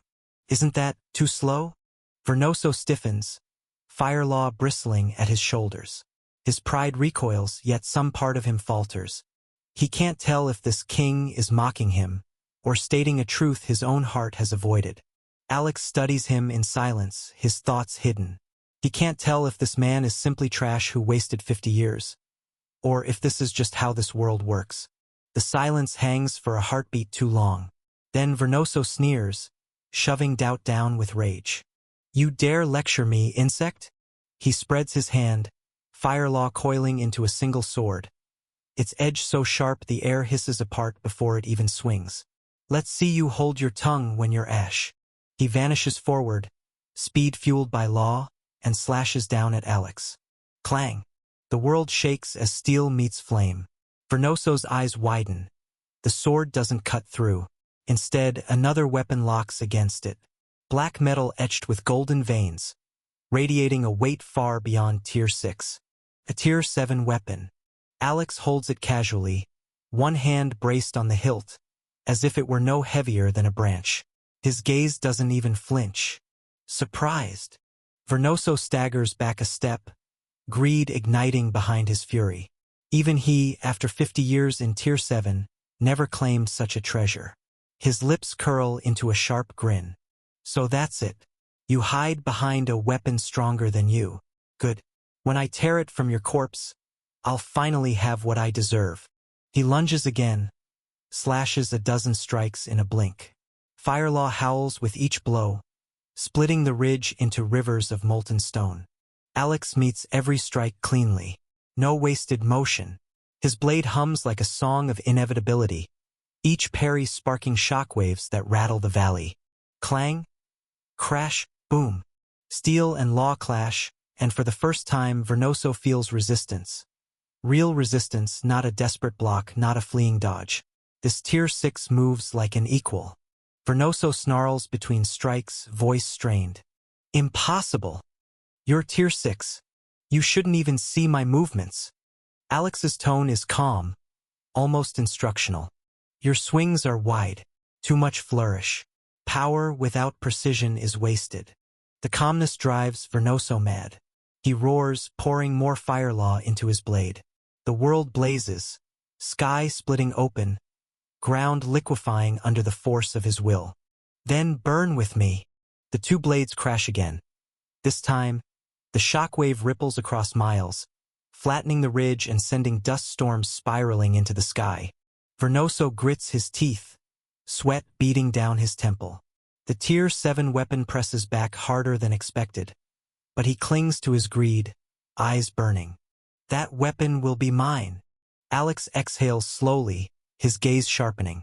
I don't think you have the capabilities to take this sword of mine. The blade in his hand dissolves into light, vanishing back into his inventory. Vernoso blinks in shock. You, what? But before he can react, the air changes. Alex lifts his hand. A spear of flame condenses, sharper than glass, brighter than any Tier 6 fire should burn. It hums with something deeper, something absolute. Special Tier 6 skill, Flame Spear, law-infused. The heat alone makes Vernoso's skin prickle, his instincts screaming. This isn't just fire. This is truth. He swings his law sword to cut it down, only for Alex to vanish in a crack of stormlight. Special Tier 6 skill, Storm Veil, law-infused. In less than a blink, Alex is at his flank, the flame spear driving forward with surgical precision. The spear and the law sword collide. Boom! The explosion tears open the battlefield, a crater hundreds of meters wide birthing itself beneath their feet. Fire and storm coil together, shredding even Vernoso's law weapon into unstable fragments. He staggers back, blood spraying from a gash across his arm, his eyes wide with disbelief. You. How? What are you? Alex's expression is cold, unreadable, his voice steady. Something you'll never understand. He raises his hand again, stormlight dancing across his fingers. Another law-infused skill already taking shape. Gratham coughs up smoke and blood, forcing molten stone back into his cracked chest. Even in pain, his grin splits wide, tusks gleaming. Even with Tier 6 strength, His Majesty is still toying with that Tier 7 human. Zurich snarls, tearing the remnants of flame from his wound with a growl. His void-flecked eyes narrow, watching the fight unfold like a predator. That man thought himself a son. But beside our king, he's just a flickering torch. Valira, scales still scorched, leans back against a slab of melted stone. Her stormlight hums faint but steady as her wounds knit. Her gaze, however, never leaves Alex. Her voice is softer, almost dreamy, her lips curling in a smile that defies the battlefield's ruin. What do you expect? Her eyes shine like lightning caught in water, filled with awe and something more. He is so handsome. Gratham lets out a booming laugh that rattles the molten ridge, even as blood drips down his tusks. Ha! Careful, Valira. You sound like you'll melt faster than the ground beneath us. Valira doesn't blink, her smile unwavering as stormlight flickers faintly around her. I don't care. I'll say it again, he's handsome, and he's ours to follow. Zurich snorts, ears flicking back as void trails across his wound. His tone is colder, but the respect in it is sharp as fangs. Speak all you want, but remember this, we can only stand this close to him because the stronger ones haven't resurrected yet. When they revive, we won't get this chance again. The battlefield trembles as the two clash again, but this time Alex is the one pressing forward. His body is wreathed in the glow of multiple buffs, strength swelling, speed crackling, endurance doubling with each stacked layer of power. The stormlight around him blurs. His strikes are sharper, faster, heavier than before. Vernoso grits his teeth, barely holding the line as sparks fly from every impact. His firelaw sword quivers against the pressure, and a bead of sweat rolls down his cheek. Impossible! Alex cuts him off mid-swing, his spear crashing down with brutal weight. Human, if you don't use something, then this will be a disappointing fight for me. Vernoso's pride shatters like glass. The humiliation burns hotter than his own flames. His aura bursts outward, fire clawing at the heavens. His voice rises in a roar. You will regret it. Witness my true power. His body ignites, not with ordinary fire, but with a deeper blaze, a fire that seems to devour the world itself. A crown of flame law forms above his head, and his wounds close as molten vitality surges through his veins. Tier 7 skill, Flame Sovereign's Baptism. The ground liquefies beneath his feet. The sky glows crimson, as if the sun itself bows to him. His presence swells, suffocating, drowning the battlefield in an inferno. Gratham staggers back, one arm raised against the searing wave. Damn it! Even from this distance, their clash still burns us. Zurich snarls, void energy rippling to shield his form, fangs bared. So, he's finally baring his fangs. For the first time, Valira's smile wavers, though her gaze never leaves Alex. And his majesty remains utterly at ease, because Alex stands calm. Stormlight coils around him, flames bending away from his form. His gaze sharpens, his voice steady and cold. Good. At least now you're worth killing. Vernoso roars and vanishes, his speed multiplied, his sword blazing like a falling star. The blade arcs down, only for Alex to slip through the inferno, spear meeting it in a storm crash of force. Boom! The explosion tears through mountainsides, molten rock spraying like rain. Vernoso's buff strength drives down like a hammer, but Alex doesn't falter. His foot grinds into the cracked earth, spear pushing back with equal force. Their eyes lock through the blaze. Vernoso's grin is wild, manic. Now you see. This is Tier 7 power. Alex's reply is cold, almost amused. No, that is desperation. Vernoso's teeth grind, his pride burning hotter than the inferno he wields. His voice rips out in a guttural roar. Shut up! I will destroy that smug face of yours. He swings, his firelaw sword howling downward, carving a molten scar across the battlefield. The ground itself combusts, magma bursting skyward in his wake. Alex doesn't flinch. His hand glows with azure light, stormlight sharpening to a blade. Special Tier 6 skill, Stormfang Edge. Lightning condenses into his spear's tip, crackling in a blinding arc. He meets Vernoso's slash head-on. Crash! The clash erupts, lightning shredding fire in 1,000 sparks. Vernoso snarls, muscles straining as his flames resist. Alex pivots, sliding his hand across the haft, redirecting the force. The storm-imbued spear lances sideways, cutting across Vernoso's ribs. A shallow wound, but it burns with Stormlaw refusing to close. Vernoso's eyes widen. What? But Alex is already gone, his form blurring with a step cloaked in swirling mist. Special Tier 6 skill, Frost Veil Step. Cold surges across the battlefield, steam erupting as fire meets sudden ice. Frost coats Vernoso's arms, crawling across his blade. He roars, his firelaw flaring, burning the frost away. You think ice can smother my flame? Not just smother. Alex's voice comes from the mist, calm, unshaken. It can also freeze it. Vernoso whirls, fury distorting his face, his sword wreathed in firelaw. He hacks through the mist, each swing splitting stone and boiling air. But Alex reappears behind him, frost still clinging to his spear. With a twist of his wrist, he drives it forward. Special Tier 6 skill, Frostfang Thrust. The spear explodes with frozen force, shards of glacial ice lancing outward like 1,000 knives. The temperature plummets in an instant, the battlefield hissing as molten rock hardens into brittle obsidian. Rah! Vernoso's roar splits the battlefield, his aura exploding outward in a storm of firelaw. Golden flames crown his body, devouring ice as it shatters and melts away on contact. The frozen air bends, consumed by the blaze. No matter what element you hurl at me, law reigns above them all. Alex's gaze never wavers. His tone is steady, unshaken, carrying the weight of certainty. You should know by now, these are no ordinary Tier 6 skills. Of course, Vernoso knows it. His instincts scream the truth. These Tier 6 skills his enemy wields are not ordinary. They carry law within them, refined and fused, an impossibility.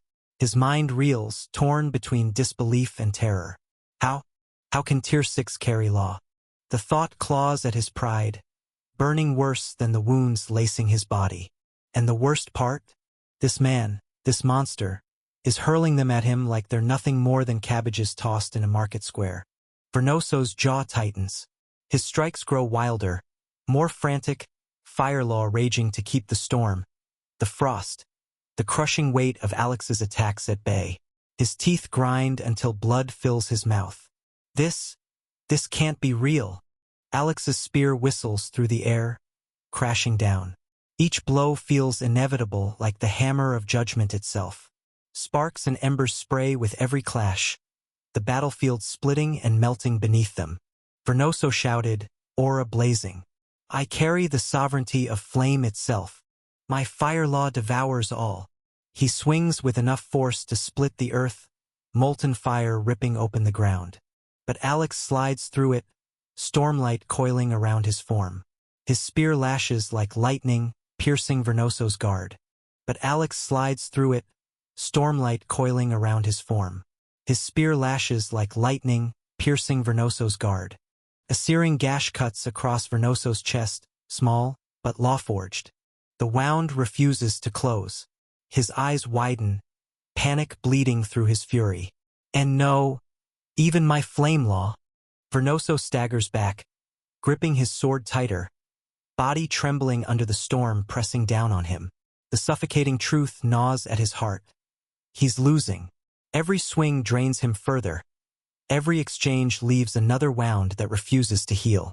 Alex presses forward, spear weaving arcs of lightning, frost, and crushing gale. Each movement flows into the next with seamless precision. Calm, ruthless, efficient. You talk too much, Alex says flatly. Vernoso roars again, more from desperation than pride. His body ignites, fire law clawing against inevitability. He throws everything into one last strike, his blade wreathed in fire like a falling sun. I will not be defeated. Alex steps into the blaze, spear glowing with stormlight, and meets the strike head-on. The explosion shatters the battlefield. Mountainsides crumble. The sky splits with fire and thunder.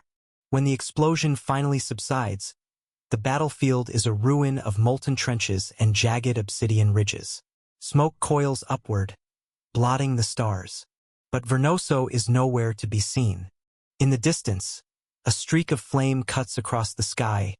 Retreat, not triumph. His speed is frantic, desperate. The flight of a man who has thrown away his pride for survival. Gratham's eyes widen. He's running. Zurich snarls, void aura flaring. That coward. Valyra tilts her head, wings stirring the air. Her smile returns, sharp and amused. He finally realized what happens when you bare your throat before His Majesty. Before they can say more, Alex's voice settles directly into their minds. Calm, steady, undeniable. You three, go back and help Mazel. The command resonates like thunder wrapped in silk, impossible to ignore. I'll go after this bastard and kill him. With that, the three streak away, their forms vanishing into the haze. It doesn't take long. Stormlight folds around Alex's body, his speed stretching beyond the limits of sight. In moments, the blazing trail ahead shrinks, the morning sun catching on Vernoso's flaming figure. Alex's laugh rings out, sharp and mocking. Why are you running? Weren't you going to burn me alive? Vernoso glances back, eyes wild, his face twisted with both rage and terror. Leave me alone, you freak of nature. You won't catch me. Even multiple Tier 7s couldn't catch me, much less you. Alex only grins, his spear spinning once in his hand, sparking arcs scattering like dawn lightning. Yet here I am. Vernoso's breath comes ragged, fire law burning off him in wild waves as he pushes his body to its limit. His hand dips into his robes, clutching something tight. A crystal sphere veined with cracks, its glow unstable, dangerous. Alex's eyes narrow, catching the faint shimmer. He doesn't slow, stormlight curling around him, but his voice carries, low and cutting. So you've still got a trick left. What are you planning, human? Vernoso's teeth grind, his lips curling back in a snarl. You think you've cornered me? Ha! You'll never have me. He slams the crystal against his chest. It fractures with a sound like screaming glass. The morning air twists violently as space itself shudders. Symbols of ancient origin flare around Vernoso's body, bright and unstable. The very earth splits. The sky ripples, a distortion pulling outward in every direction. Alex halts for the first time, his gaze sharp, assessing. The pressure is different, not law fire, displacement, reality itself bending. Alex narrows his eyes, stormlight flickering sharper around his frame. A new toy.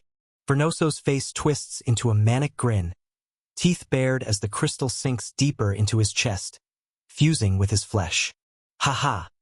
Let's see if you can still keep that mug face of yours in the next moment. A pulse erupts, and suddenly the world lurches. A violent suction grips Alex's body. Not wind, not flame, but something deeper. The law of space itself tears at him, pulling everything toward the collapsing core around Vernoso. The battlefield warps. Mountains stretch like shadows. The morning sun folds into distorted arcs, and the air hums with unbearable tension. Vernoso's voice echoes through the rupture, wild and mocking, carried by the tearing space. I hope I won't see you again, freak of nature. Ha ha ha! Alex's body jerks forward, the pull of the vortex absolute. Stormlight sputters, his stacked buffs unraveling one by one.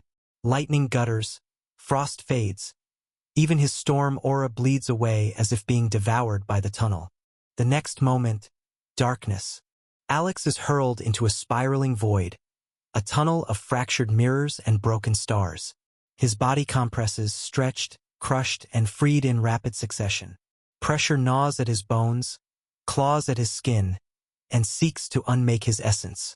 His breathing grows heavy, the void trying to strip away everything that defines him.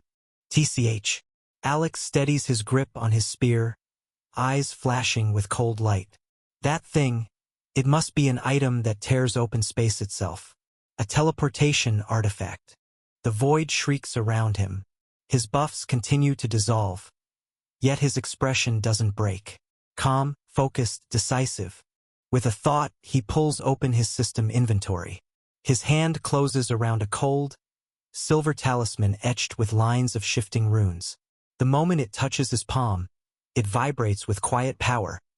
An item forged to shield against the madness of space. He presses the talisman against his chest.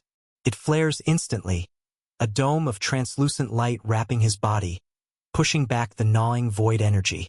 The pressure lessens, the tearing sensation steadies. Around him, the space tunnel continues to twist and howl. But Alex's form is now anchored, stormlight beginning to flicker back, restrained yet alive. His eyes sharpen, a dangerous gleam in them. Run all you want. His voice is a quiet growl, swallowed by the void. No matter where this throws us, I'll find you. The tunnel trembles, light splitting ahead into countless fractures, gateways to unknown continents. The tunnel rattles, fractures of light slamming shut one after another until only a single path remains. The pull intensifies, then, boom! It spits Alex out like a stone flung from a sling. He crashes through the treeline, snapping trunks and branches, until his boots slam into solid earth. Dust sprays, leaves rain down. The silver talisman flickers once before fading into nothingness. Its job complete. Alex straightens slowly. His eyes sweep the surroundings. Jagged peaks rising in the distance, dense green stretching in every direction. Morning mist caught in the canopy. The air is heavy with the scent of pine and damp stone. A mountainous forest. He exhales, sharp and steady. TCH. Looks like that space warp tossed me somewhere random. Silence answers him, save for the whisper of leaves swaying above. No trace of Vernoso's aura. No ripple of fire law. Only the quiet heartbeat of untamed wilderness. Alex tilts his head, eyes narrowing as he tests the air again. Nothing. He clicks his tongue. So, he ended up somewhere else. Alex exhales, mana flickering faintly around him as he looks up at the sky beyond the treetops. Without hesitation, he flies off, and his figure blurs upward, cutting through the mist and bursting above the canopy. The mountain winds whip against him, carrying scents of pine and iron-rich stone. But the peace doesn't last. A screech tears through the sky, sharp and guttural. From the side, a massive beast lunges. A winged predator, scales glinting like obsidian, its claws dripping with killing intent. Its aura screams Tier 6. Alex's eyes narrow. His sword flashes free, a streak of silver wrapped in stormlight. One clean arc. HRRK. The beast's head parts from its body, blood scattering in a crimson mist. Its corpse plummets into the trees, snapping trunks on impact. Alex doesn't even slow. He flicks the blood from his blade, voice calm, almost bored. One down, but the forest answers back. Branches whip as another Tier 6 beast explodes upward. This one armored in jagged stone, its roar shaking the air. Behind it, several lesser auras rise, Tier 5s, surging like a tide. The air thickens with killing intent as the mountains themselves seem to disgorge their guardians. The stone beast lunges.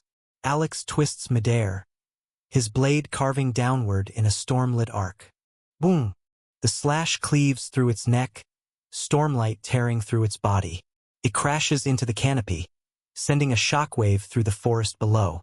Another Tier 6 comes from above, talons spread wide, its body like a black eagle large enough to blot out the sun. Alex spins, lightning flickering at his feet. Persistent. His voice is flat. He thrusts upward, sword piercing straight through its chest. Lightning detonates from the blade, ripping through flesh and bone. The eagle convulses, shrieking, then falls limp, its wings folding as it crashes down the mountainside. For a minute, the forest howls with life and death. Beasts rush from every direction. Fangs, claws, scales, wings. Tier 5s fall in waves, their bodies torn apart by sword arcs too fast to follow. 3 Tier 6 guardians meet the same end, their corpses burning with stormlight wounds that refuse to close. And then silence. Alex hovers midair, his sword humming faintly, blood dripping off the edge before being burned clean by crackling lightning. His eyes sweep the mountains. No more beasts, only the wind. He exhales, steady. It's sure this place is packed with strong beasts. His gaze turns to the far horizon where the peaks give way to what looks like plains, rivers glinting faintly under the morning sun, and something else, vast shapes of cities or ruins too far to tell. Alex tilts his head, stormlight curling faintly around him. A smirk tugs at his lips. I wonder what continent is this? Alex continues to fly, cutting across the clouds with ease, his aura leaving faint ripples in the air. The mountain range sprawls beneath him like an endless sea of stone. But as he pushes further, something unusual takes shape in the distance. At first, it looks like another jagged peak, but the closer he gets, the clearer it becomes. A colossal mountain with its summit sliced flat, as though a god's blade had sheared it clean. Atop that flattened peak rests a city. The sight is striking. Towers of obsidian and silver rise like fangs against the sky, walls carved directly from the mountain stone. Bridges arc across deep chasms, connecting different tiers of the city. Wide avenues bustle with life. Winged beasts gliding between spires, hulking forms carrying goods, sharp-eyed sentinels patrolling the walls. Alex slows, hovering above the edge of the clouds, watching. His stormlight dims slightly, not to conceal himself, but to take in the details without drawing premature attention. Monsters, he mutters, his eyes narrowing as he sees them clearly. Minotaurs hauling crates, serpentine figures coiled on market steps, arachne weaving shimmering nets above open plazas. Demonic-looking guards clad in dark armor standing watch at the gates. There's no mistaking it. This is a city of monsterkind, thriving and ordered. Alex descends through the clouds and toward the mountain city, the air humming faintly as he suppresses his aura. His armor is no longer the ornate, eye-catching plating he wore in battle. He changed earlier into a simpler set, dark leather reinforced with steel, something any seasoned traveler might wear. Without the armor, his features stand out more clearly. Sharp, otherworldly. His presence more akin to the rare monster races he now sees roaming the streets below. When his boots touch the stone road at one of the mountain gates, the guards, hulking beastkin with obsidian horns and crimson eyes, pause to glance at him. Their stares linger for a moment, sensing something unusual about him. But in this city, unknown monster races are not so uncommon. They move on without a word. Alex walks forward, his gaze sweeping the streets. The city is alive with activity. A trio of lizardfolk haggle with a merchant over glowing herbs. A frost giantess kneels to inspect a rack of spears forged from bone. Winged gargoyles perch on balconies, watching the crowds below. A pair of arachne scuttle across a bridge, their silken bundles stacked high on their backs. He continues down the avenue, catching faint glimmers of rare items displayed in open-air stalls. Runed crystals, weapons that hum faintly with law energy, jars of beast blood still steaming with vitality. His gaze lingers here and there, calculating. He mutters under his breath, calm but deliberate. Some of these could fetch a fortune back home. His eyes shift toward the heart of the city, where a tall spire rises above the other structures. A carved emblem of crossed blades and a beast's claw marks the stone above the entrance.